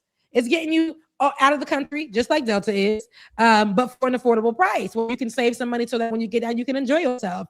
Just what it is. Like, close your eyes and go to sleep. Do you need a TV on the back of every seat? You don't. Look outside. Be one with the earth. Look at what God created. The clouds. Look at, sometimes you can see the sunrise and the sunset. All right. One time I saw a bird. I said, how did it get up here? It's real high. Just rolling with us, right? You don't know what you're going to see, right? Sometimes you could be looking out the window and, you might feel a little a turbulence, and you switch that playlist on your phone from the hood music playlist you was listening to the gospel, and you got the ambience on outside, right? You get into deep prayer. But those are the things that Spirit offers for you to be one, right? With yourself, the plane, what's going on outside. You don't got to be distracted with a TV. Sometimes you could be in your thoughts and let loose with your thoughts right now. So when you get off the plane, you'll be free before you go to that family dinner. Okay, Spirit has, provided a lot of that for you. Sometimes you sit on the tarmac a little longer than you're supposed to. You're supposed to leave an hour ago, but you've been on that tarmac. But the people walking that you did kind of soothed you, right? That is Spirit did that for me. Okay, sometimes you might have to stay in your town an extra day because Spirit decided to end your flight 5 minutes before you got to the gate. They say, "Oh yeah, we'll see you tomorrow. Come on back here tomorrow." Spirit allows you to spend some more time with your family members that you was trying to run from. Spirit did that for me. So, say what you want about Spirit. I grew to be like, you know what? Yeah, I'm on Spirit. You know what Spirit comes with, but it's still gonna get me where I need to go.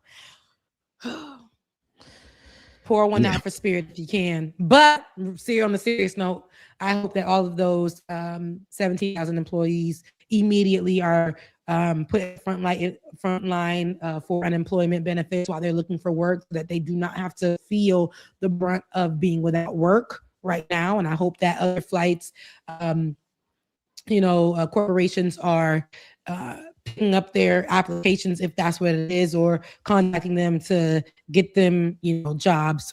That was my eulogy for Spirit. It was because listen, Frontier,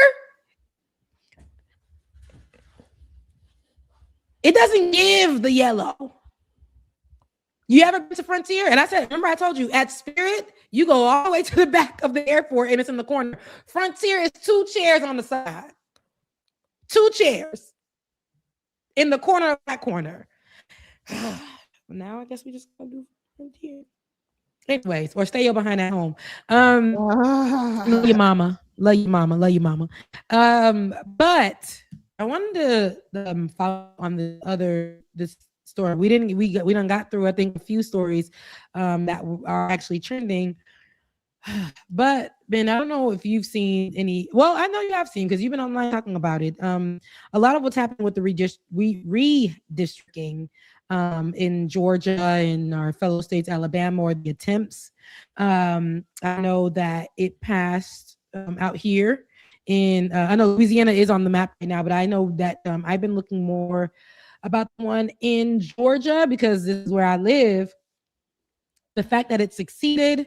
And it's all the result of this Supreme Court decision that happened this week, Louisiana versus Calais decision, where you can see good old Justice Thomas and the 6 conservatives decided, and they gutted the second provision of the Voting Rights Act, which allowed districts, states, ensured that there would be minority representation from states like Louisiana, who was a part of this case. The core plaintiff in the case was the state of Louisiana. And their decision essentially gave Louisiana and then Florida. You saw Florida did it this week. I think that's what you're talking about. And there's a video of Angie Nixon from Jacksonville, Florida, who she's protesting what they did in Georgia as well as what they already passed. Like, they literally passed it in Florida, though, where they are now completely rewriting the districts. So now they are eliminating almost the totality of Black districts. You remember, I don't know if you ever worked with any of these campaigns locally or been with them, but the congressional representation, there was always a small, but it was there, Black representation. Well, now all these southern states are able to just come and wipe that out. And now we have very little representation that's going to be coming from Black people across this country. And it's giving Donald Trump the advantage that he needs to keep the House of Representatives and the Senate in the upcoming midterm. So it's all a big play for him to stay in power and keep control of everything, and for them to be able to keep implementing Project 2025. I mean, they're really going after it. They're really trying to steal democracy. And what's crazy? It's like, it started off with it being like, hey, Black voters are being affected in a negative way. We need to change some things around. And these people said, oh, bet, right? Local leaders are like, yeah, oh, bet. So what they did, and then, in the best example I can give you is, okay, there's a room of leaders, and they all, like, there's like 4 Black people in this room of leaders. No, there's 4 rooms. and there's like a representation in each room of a Black leader. I think there's four Black leaders in total, but they are in 4 rooms, and they can get in the room and have an effect. What they did was like, oh, you know, there's an issue here. We're going to help it because it affects the Black people the most. What they said is, we're going to take all the Black people that are in the 4 different rooms with us, and we're going to put them in one room. So what happens to that power is they can't affect the other rooms. They can only affect the room that they're in. And that's basically what they did with this redistricting, saying that it was going to benefit. What it did was now take away the power of the Black voters, place it in one area, so that these white people who are already placed or looking at these white leaderships, representation, state representatives, so they can still continue on overhauling power and minimizing hours. And it was supposed to be, it was all of the guise of helping Black folks and Black voters. But of course, it's another way to suppress Black voters. Yeah. Alabama is behind them. Things. Go ahead, Ben. No, I'm saying it's an all-out war on Black political power in a very, very significant fashion. And I think, Rebecca, that it's just so many Black folk who unfortunately aren't. There's some of us who are paying very close attention. There are, and so I'm not knocking all of us at all, but there's a good percentage of us who are still paying attention to everything else except the fact that they just literally nuked and got rid of our collective Black power inside of the House of Representatives. Now, there's an argument to be made. Now, I'm gonna keep it 100. I feel a little bit of ambivalence around this. I do know, y'all got to hear me, and I hope the chat, I hope y'all please don't crucify me, y'all, please. But I gotta say something here, though. Okay, man. I know a lot of these Negroes who hold these positions of Black power, the Congressional Black Caucus, the Jim Clyburns, the part of the Black community that gives representation without actual representing Black people. They're just Black folks. Hakeem Jeffries not losing his seat, but that'll help you think of the kind of people who they got our skin color, but they ain't really doing nothing for us. Now, I'm not saying anything positive about this that happened. What happened to Black folks in this decision by the Supreme Court is massively destructive. But part of the reason we're here is because some of the Black folks who've been up there for a long time ain't been actually doing stuff, because in 2024, or rather in 2020, when we elected Joe Biden to go to Washington, D.C. specifically, I don't know if you remember, you were on air the whole time during this process, Rebecca, when we were trying to get them to pass the John Lewis Voting Rights Act to protect Black votes, to protect the Voting Rights Act. And they did nothing. They gave us excuses. And then we were told by a lot of some of the Black representatives that are losing their positions right now, told us to not worry about it and to just follow along with Joe Biden. And here we are, where these Black leaders could have done something, Jim Clyburn, to actually protect our vote. Y'all ain't do it when you had a chance. So now here it is, and they destroyed the entirety of the Black coalition. I'm sorry. This is what you get when you go up there and you look Black, but you ain't doing nothing for Black people. Mic drop. And it's always going to work against what we need. It puts us back. And people always say, he one of us. They one of us. Are they, though? Are they? Yeah. They're just how a lot of people had said, they just on another side. It doesn't mean if we work together. Bipartisanship doesn't work here. Skin color don't work here. Who is on our side about this? Because we need to know how far we can get in these rooms to make a change, because they are devising plans in front of our face, starting off saying that they're helping us and turning around and taking from us. Exactly how colonizers colonize. Come on. This is the blueprint. They do it how they did in Haiti. Went up there and started, showing them stuff and saying that we can help you kind of way, and then came back and put people in chains, kill people off, all the things, and took over. This is what they do. This is all they know how to do. They don't know how to do work. They don't know how to help people. They know how to take, steal, kill, and destroy the work of the enemy. And that's why we will constantly see in our systems failure. Intentional. On purpose. Yes. Intentional failure. Controlled opposition. So Absolutely. part of my soul is grievously vexed about this decision. But the other half of my soul is get them niggas out of there in the first place. Let's get some real representation up there. It's going to be hard. It's going to be even harder now because of this decision. We in the fight of our lives. We are in the fight of our lives. It's going to be a long time before Black Power gets back into the Washington, D.C. as it's supposed to be as a function of how we should have representation.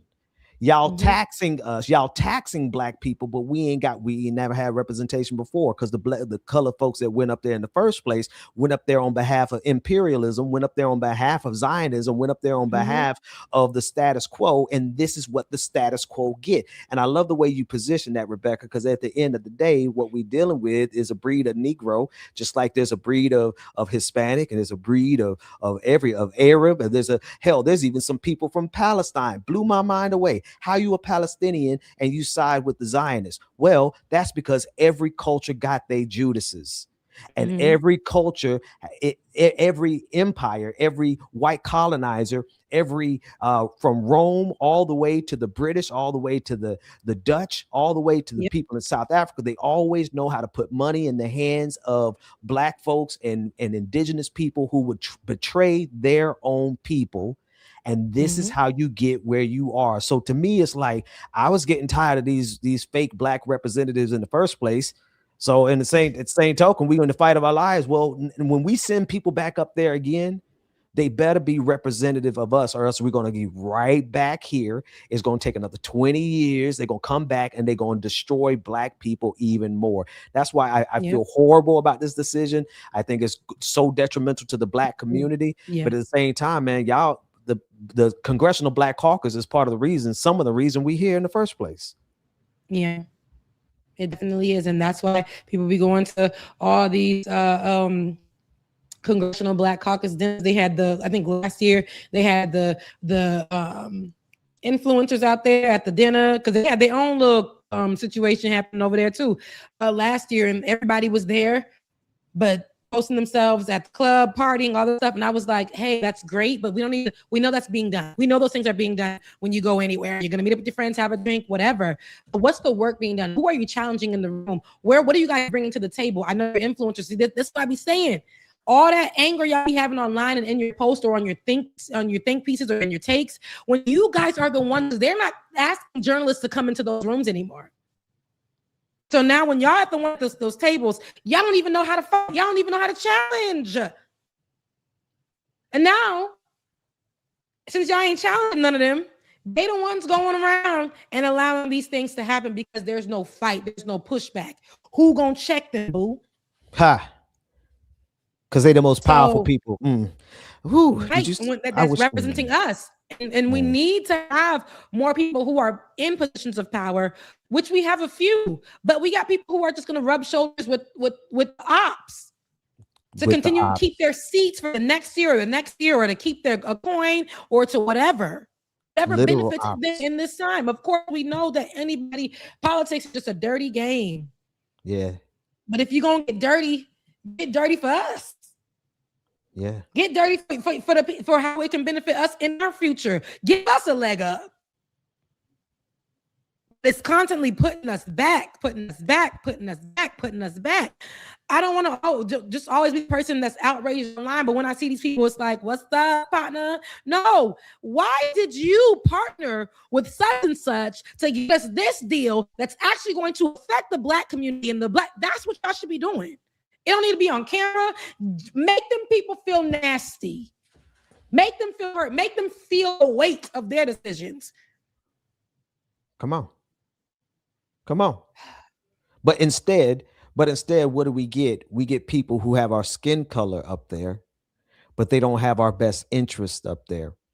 And Rebecca, you said it, like this happens all over the globe.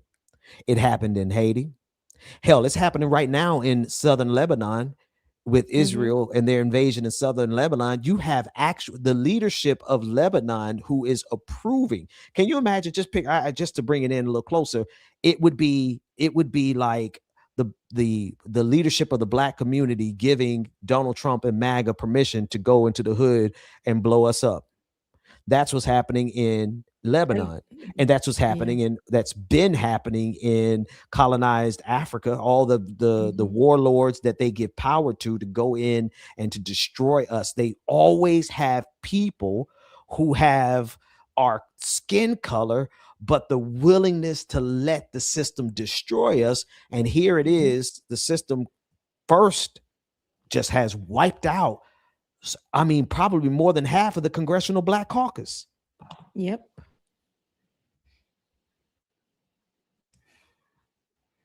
This is one of those things I was saying in the beginning of our show. What's happening? What's happening? What's our game plan? How do we get a game plan? We're getting hit every which way in the ring right now. And we being black folks. Yeah. We're getting hit every which way. And you're right, Braxton. You're right. We can be upset, but we can't push the narrative of people who once pushed the narrative right now, who are getting ate up online about not voting, about holding your vote, about your vote not mattering, not holding anyway. This is the reason why now we have to do 6 jobs to be the people who we might have to go old school, door to door, canvassing for people who are going to be like, my district ain't over here no more. I can't make it over here. I can't. We have to be the ones to be boots on the ground. We got to do the campaigns ourselves for the voting. It got to be more than just a text message, because grandmama said she ain't gonna look at her phone for no text message. She ain't gonna reply yes or no. She ain't gonna, did she get her stuff updated? Well, we got to be the ones visiting the households, like making house calls, like, you know. Now, I'm gonna disagree with you just a little bit there, because let me tell you, the number one information peddler in my family line, who gonna send forward every text, every chain mail, every video. I mean, I get more info. If I just listen to my mother's timeline and what she texts us in the family chat, I could have solved the world's issues right now. They know so much, man. The grandmothers know so much now. They got the technology. My mama is a grandmama, and the way she don't want to do no other technology but WhatsApp, I'm like, how you move through WhatsApp, which is like a social media site as well, app, and how do you move so well? You know how to reshare, you know how to record, you know how to do everything on there. But I put regular internet in your hand, and regular app in your hand. I'm back on there. Let's hear them. No, Becky. How to send a message on Facebook, eh? But she gets on WhatsApp, and it's like, you don't gotta tell her how to do nothing. It's what they want, right? Where they feel appreciated, where they feel like it's home, they'll do that, and they'll learn it. What tools they're comfortable using, because once they learn how to use them tools, oh my goodness, that's it. That's it. You can just, mama, I'm taking the what is it? The little tricycle pieces off. I'm taking the the safety wheels off, mama. And my mama like, girl, I got this. But I put it on like other sites and other apps. Mama don't want to do it. Mama don't want to do it. Not penniless. So did I get disfigured I got disfigured, but it wasn't a wildcat. It was anyway. But no, there's a comment I really want to read from Ascaria. Is that what it pronounced? Ascaria 639, saying black people will never have power in a colonial capitalist society undergirded by white supremacy and patriarchy. Create new, more equitable systems and abandon the current oppressive systems. And I have to Ascari Ali. I think it's Ascari Ali. Oh, I missed the LI. Thank you. I want to say I agree with this statement to like 99%. The 1% matters, but let me talk about the 99%. They are absolutely damn right. Right. The core problem is that when black folks get to Washington, D.C., most of them don't stay the course of actual justice.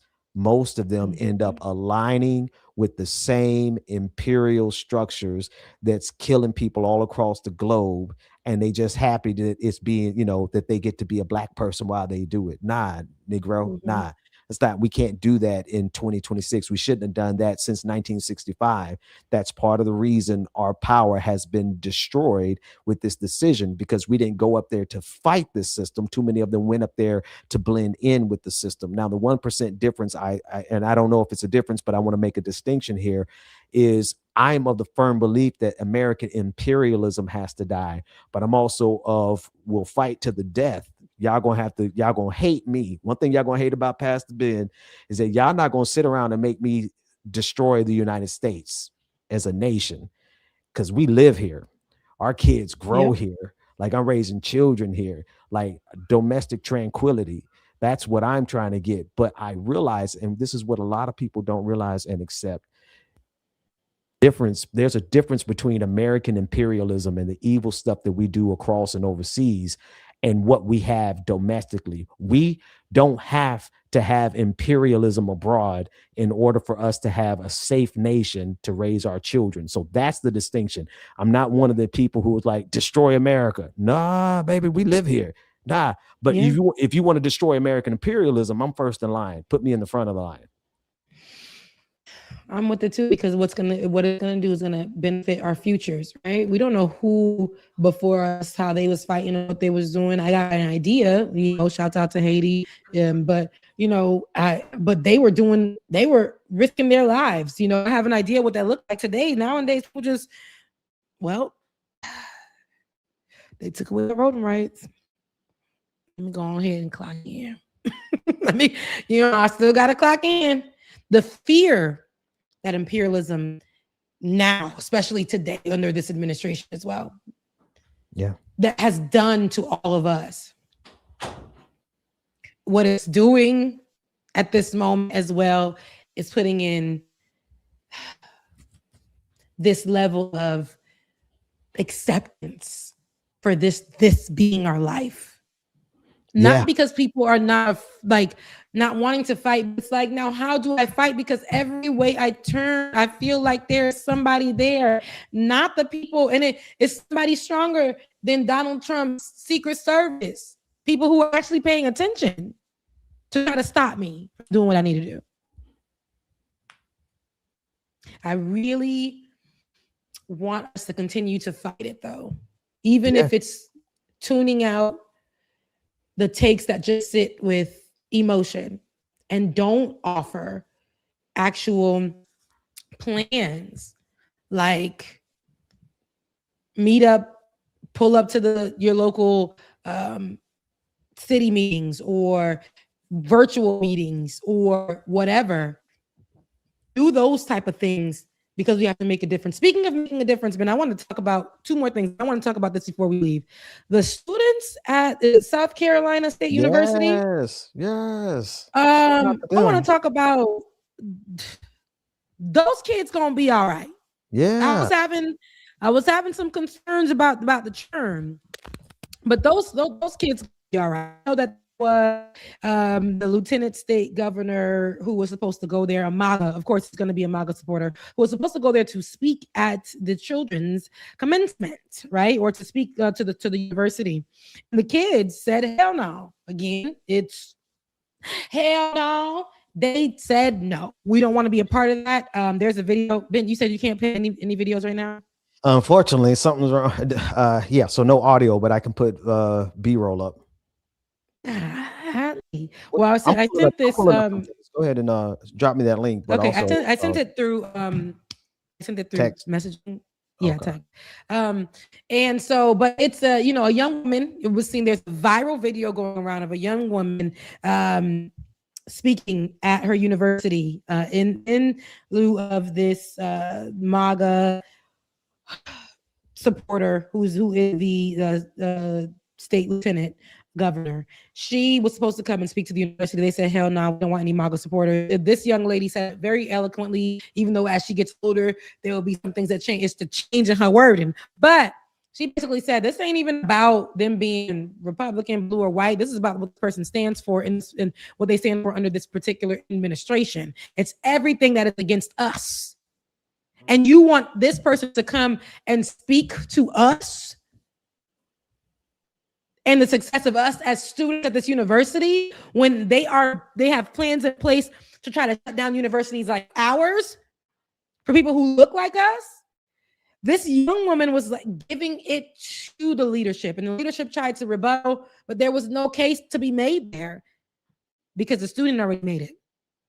Why would you have somebody to come into our school who's already a part of an administration that's putting things in place to try to shut down our school or to limit us from having access to education in itself? Why would you do that? They don't want to see us thrive. They're thriving off of people like us and what we and being built up by people like us at their corporations, at their particular jobs in the government.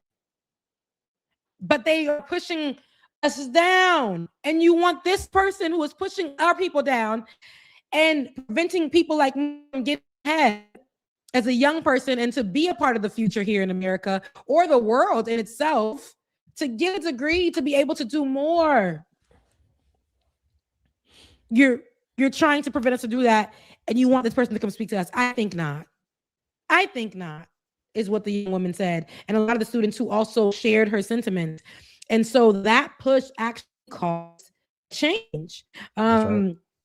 This Lieutenant Governor's name is Pamela Evett, and that's for South Carolina University, or South Carolina. That's the Lieutenant Governor for that state. But at South Carolina University, they said, hell no. Why did they invite her in the first place? That was interesting to me, but because I guess it's a state representative, and they're gonna. I've had that back in the day where we didn't have much of a vocal voice online. At FAMU, we've had representation try to come over there, and we were outside saying hell no. But to see that in this time, we still have the babies who are able to do the same thing in a time where I was worried about our babies, but they're doing the same thing. And what it caused was a change. And that's why I said, you got to stay on their neck. You got to stay on you got to go beyond you just being angry. And the delivery of this baby as she was speaking to leadership wasn't anger, even though you can see that it was there. It wasn't yelling. She said she gave it to them and they had to turn around and be like, you know what? She gave reasons, understanding. It wasn't just emotion-based. She had a plan. So our good sis, Lieutenant Governor, is no longer pulling up to South Carolina State University. Let me see. Tell me if you can hear this audio. I did a reset. Yes. You can hear it? Okay, let's listen. We have Smith, Hamilton, and Middleton. People that attended our school that have been activists and who have died for what they believe in. South Carolina State is an active representation of that. We acknowledge that every year. So how can someone who doesn't even respect that come and encourage us and uplift us at a graduation? Things that we have worked hard for. She don't. And let me say another thing. This lady is running for government. It just seems a little bit quick. Let me make sure I'm saying it right. Quick pro.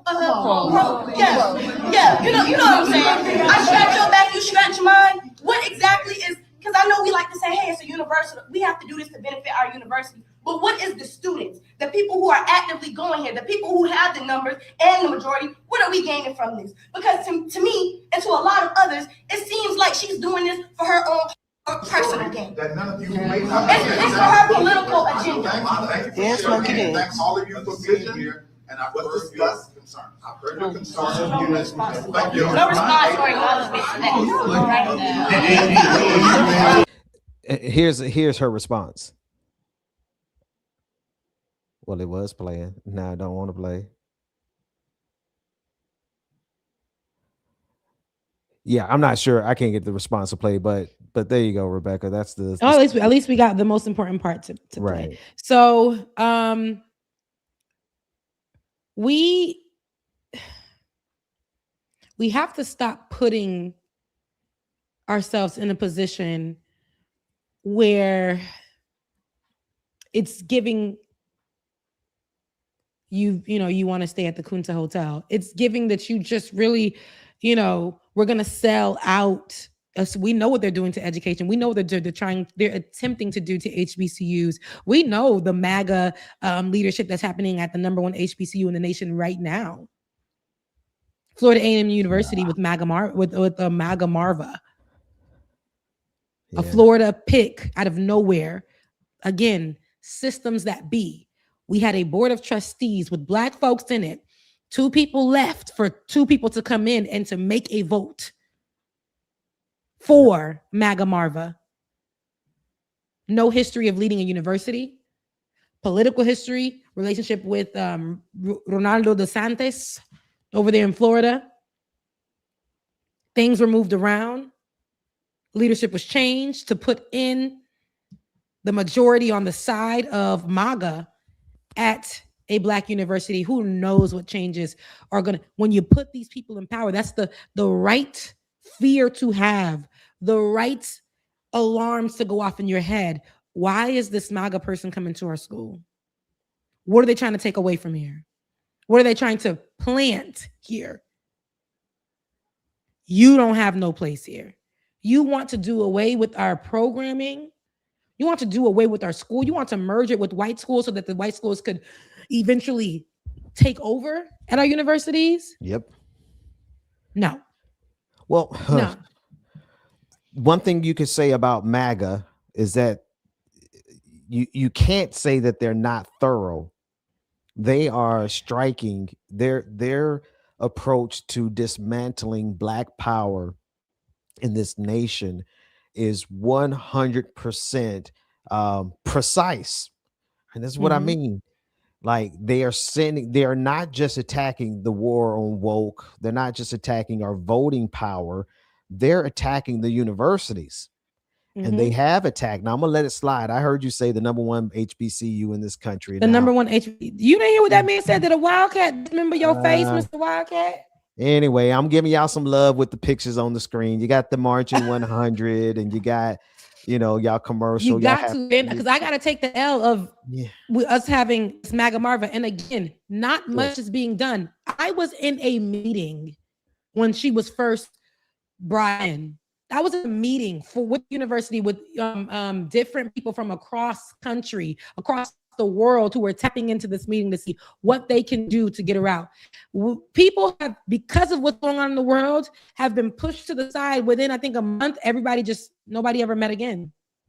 Right. Nobody ever met again. Because they know. Because they know. If all they have to do is put time in it. What they did. So just a few more details for the folks who may not see the link, that it's a direct link. What's going on at South Carolina State University mirrors exactly what's going on at FAMU, except I think FAMU is far worse because they've gotten a MAGA Black president installed in power by Ron DeSantis, and she is looting the coffers. She's making the biggest salary any president has ever made at FAMU, at Florida A&M University.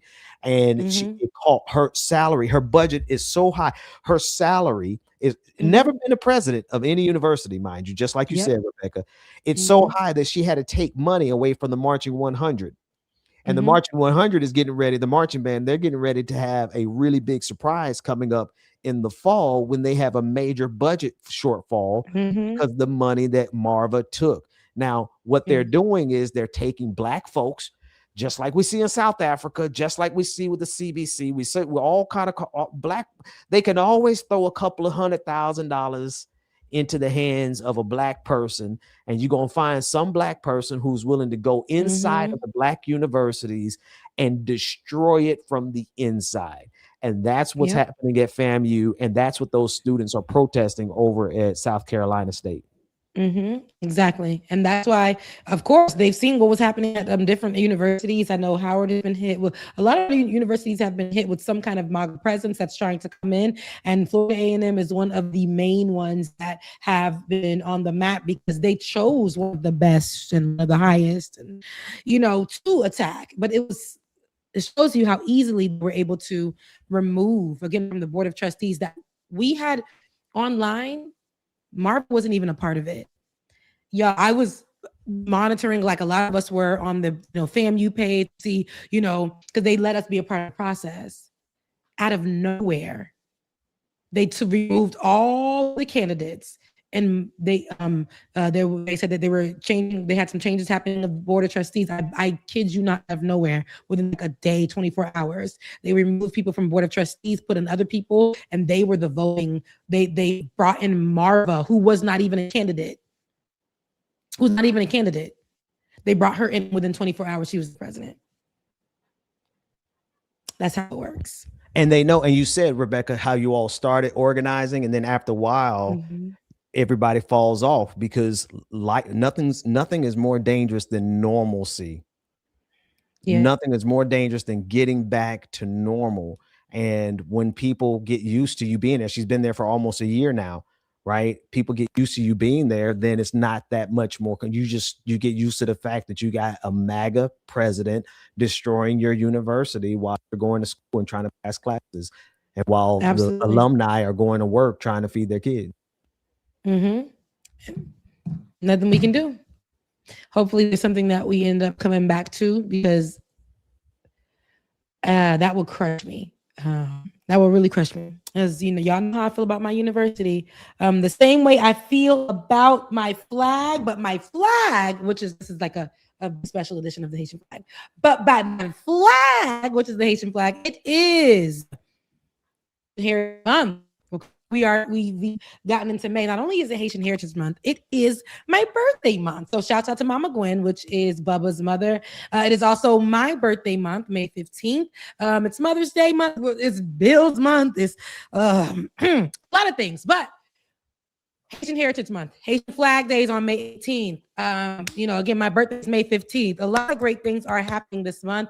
But I wanted to, before we end, I would be remiss if I did not shout out to my brother who was a part of history last month, making history with a Cartoon Network, which is now owned by Warner Brothers, because Cartoon Network is no longer on like regular TV cable. Now they have partnered with Warner Brothers, or Warner Brothers purchased Cartoon Network, which is called Cartoon now, and is now on the Warner Brothers page, where they are putting out different pilots of cartoons. And in the history of cartoons in America, there's never been a Asian-based one, and this one is called I Love You, Jocelyn. I Love You, Jocelyn. Over on Ben, I sent you a link in the text. You will see it.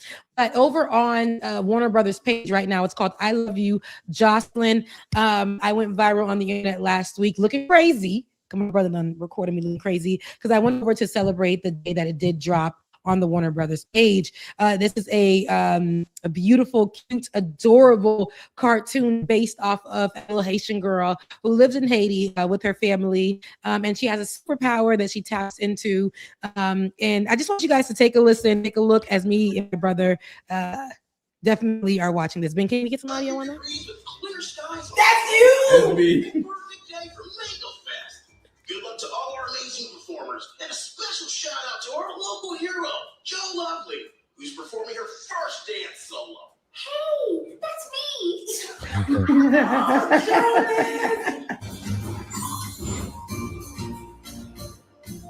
Hey guys. Hey Joe. Sick ride. But my name's not Méchanceté. Come on, Méchanceté, come on. You look good in your traditional caipella. That's Jonas. They go up so fast, my little princess. Jonas! Whoa! Look at the background. The outfit. That's the classification. Yeah. Oh, that's so good. That was Mikey doing an impression of a dog.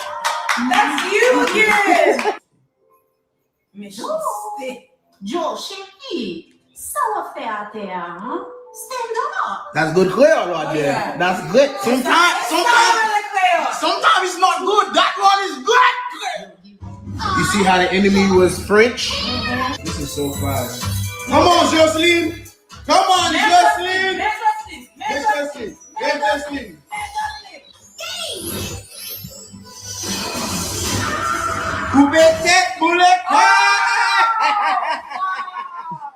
Come on, be in the thing twice. Voice actor. Oh my gosh, he The whole government on there. Azor. He was the dad and the announcer. Jonas Azor, dad announcer credits, baby. What's going on? What's going on Cartoon Network? What's up? You did amazing. So, I really appreciate that. That's my brother Jonas. He is a creator, a part of a long-standing comedic group called Haitian Husbands, and so he's already been in the game in the Haitian industry. He's done different stand-ups online, but this particular one, he was called to do. It's called "I Love You, Jocelyn." It's a play off of one of Haiti's biggest, most watched movies called I Love You, Anne. So to put it in this superhero young woman, Jocelyn is her name, which is a Haitian name, and it's by a writer out in California, Miss La Girl. Thank you so much for having my brother to be a part of it. But it was picked up by Warner Brothers for the pilot, and they finally dropped it. My brother did this about 2 years ago, mind you. Wow. So Haitians, this is a great way to start. I want you guys, all you guys who are watching, please go check it out. It's on the Warner Brother page. It's I Love You, Jocelyn.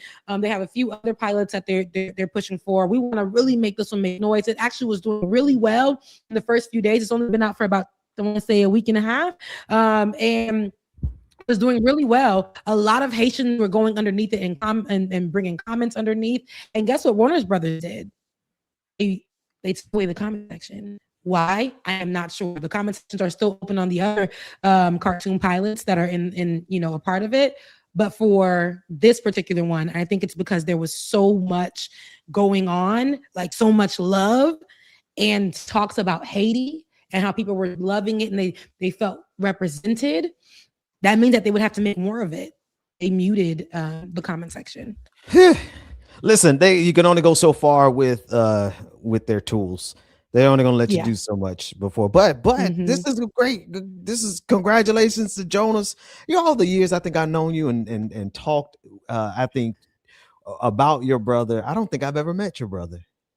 I don't think you ever met him either. He lived in Florida all the whole time, so he would come up and visit. But I don't think you got a chance to meet him. Yeah, no, I got to meet him. Of course, I know your sister. How's Sissy doing? Yes, Sissy's doing good. Sissy's doing good. She's actually helping me get my place together. She did, right now she's not here, but she's helping me get my place together, so that's good. But yes, I am so proud of my brother. I'm proud of the project. I love Jocelyn. And just I'm proud of my family being a part of history. So that means a lot to me. Not only, be part of history, we're doing things again that our ancestors,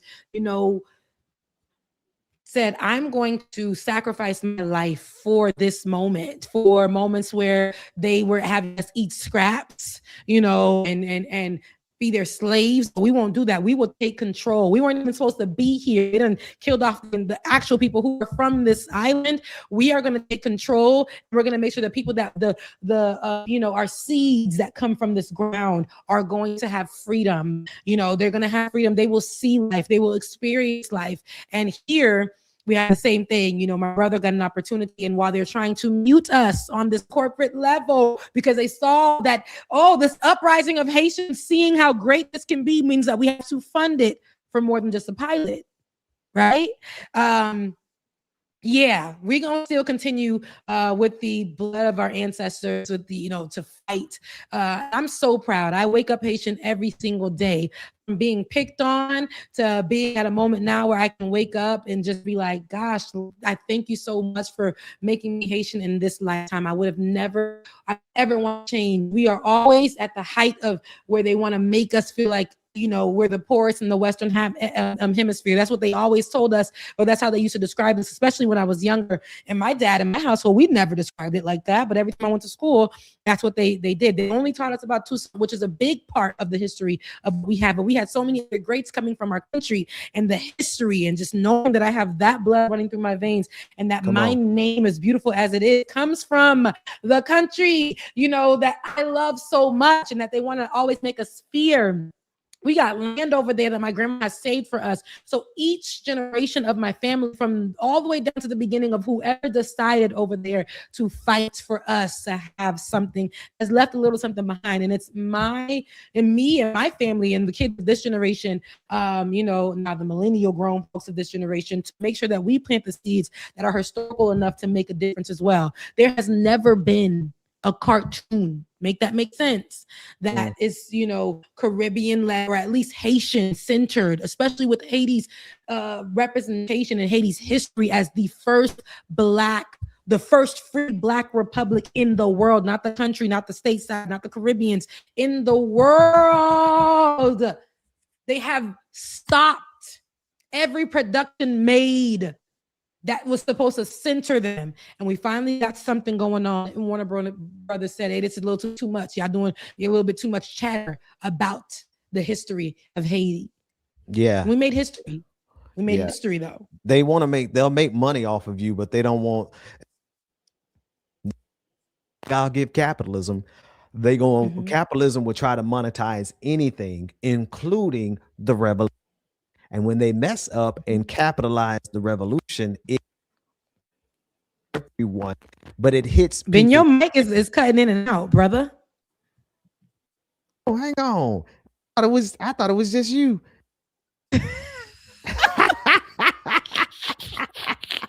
It's me too. It's you too. I'm happy too. Yeah, you cutting in and out too. You on Wi-Fi, ain't it? Oh, it's because I am. Yeah, it's what it is. It's because we started talking about the systems that be. Yeah. Well, the point is this. I don't know if I can finish it without breaking up, but the point is this: is that they're gonna always try to make money off our story, and then they make money off of our revolutionary story, and they mess up because somebody heard it. Some kid is going to hear that story that your brother is telling, and it's going to it's going to revolutionize them. Yeah, and this is going to be history that's known forever. We're going to, I hope that it does, if you can get into other comment sections and say, what happened to the comment section? I love you, Jocelyn. Spam them, people. But with that being said, y'all, I am so happy just to be alive and here and with y'all, to be able to celebrate or just come back in a great month and just start from scratch, start from, this is our 2026, like it or not. We done been here for a very, very long time. And I missed you guys. I just want to make sure I let you guys know that. I know we just hopped on, but I really, truly missed you guys. And I'm so glad to be a part of the conversations back again, or get our talks off, That's what I'm glad for. But just like any other day, just like any other time, if you guys love what you are watching, make sure you like and you share and you subscribe, because that absolutely, I'm so sorry. That absolutely helps our page and our voices grow even beyond just this sphere right now. I appreciate you guys. I know that you guys been also looking at me or looking for me on Leftist Mafia. I was supposed to be on this past Thursday, but I will be there on next week, especially because I ain't going home with my mama no more for Mother's Day. I will be there on this coming Thursday. So I know Saturday is going to be the Saturday before Mother's Day, but we can get together and we'll go over what we'll be doing on that day. But please like, share, subscribe, and please continue to help support the channel, help support your creators, because they are trying to silence us. So make sure that if you haven't already, head over to our patreon.com/like it or not. You can go to my individual Patreon, and that's /Rebecca, Azor, Cash App, Becca's Voice, $ Becca's Voice. I don't know what you got going on now. Pastor Bam is what it was. Oh yeah, don't worry about mine yet. I got other ways that they're gonna have to do a whole lot more. Yeah. I love that for you. But again, if you love a Haitian, a creator like myself, send them $18.04. That's 1804, the inception of the best country where we were free. 1804, January 1st. May 18th is when we got our flag. So let me tell you something. We had different variations of the flag, but Catherine, she went there and she sold up that flag, because when we done killed them white folks, we made sure that we listen, we gonna take that raggedy behind French flag, remix it like we did they raggedy behind suit, and make it better and make it great. Okay, the Haitian flag flag is a staple. When you see my nails, look, see that I had to make my. When you see a Haitian with a flag, there's nothing that can separate. You see my nails, I didn't make my, I did something light, you know what I'm saying, for it. But every Haitian that you see, we got a Haitian tag in the car, something hanging off the rearview mirror that's going to let you know that we Haitian, our name, our last name, all of the above. I am so proud to be Haitian. The children of Dessalines, Toussaint, all of the Catherine, all of the greats, okay, that come from the country. I am so glad. So whatever that they've said about mine, ours, that's negative, I don't stand for it. So again, if you know a Haitian creative who was doing their thing and it doesn't have to be in only Haitian content. We got Haitian people who are doing what I'm doing, speaking in politics, American politics. We got Haitian creators who are in fashion, we got Haitian creators who do beauty. We got Haitian creators who do travel. We have Haitian creators who do mukbang, Haitian creators all over. We just had Ariana, who's one of the biggest Haitian creators out of Haiti right now, a young Generation Z baby who just won the social media, I think it was like some kind of thing that they were doing for francophones, for French-speaking countries to come together with their biggest social media stars. An hour from our country, Ariana, she won. And we are so proud of her. So we got lots of big things. Our music is now being, our style of music is now being taken and put into other music genres. They're trying to call it something else. But the truth is the truth. We are the blueprint in so many different ways. Bachata can be bachata, but compa is compa tout bien. Let me tell you something. We are the blueprint. A lot of what we do Haiti has been in so many situations where they were the ground for refugees from their country. People were going to Haiti until this day. We have places in Haiti right now where white folks were seeking refuge, still have places over there in Haiti because we were the ones that opened the door for so many, while we were also leaving out to fight for Latin countries to get their independence. So when you see that red and blue on any Latin country flags, just know that was their homage paid to Haiti because we helped them get their freedom, including our next door neighbor, Dominican Republic. So when you hear a lot of chatter about disrespect about Haiti, put some respect on it. I said that years and years and years and years ago, but put some respect on it. Anywho, that's how I'm going to end today's show. Make sure, again, if you haven't already, support. That's Becca's Voice on Cash App. Becca's Voice on Cash App. That's Like It or Not. That's patreon.com/Like It or Not as well. I love you guys. I mean it. I'll see you on next Saturday and Thursday for the next show. I have a show tonight here in the city where we're going to kick off. Tonight's festivities for the month for Haitian Heritage Month. It's going to be a lot of culture and things, and I would love to tell you where it at. I don't trust y'all on the internet, so I'll be hosting a show tonight. You guys will see about it later. I love you guys so much. Mean it. Ben, you want to add anything? See y'all next time. Work that we're doing here is not going to stop when it comes to these type of discussions. It's going to be for us and by us here on this platform when the media is telling us to look the other way. Your support is what helps us move forward. Join patreon.com/Like It or Not. Help us grow. Like it or not, y'all. Y'all know what time it is. It's time for Like It or Not. We're about to let's start this damn show. Yes, it's time for Like It or Not. We're about to let's start this damn show. Like It or Not.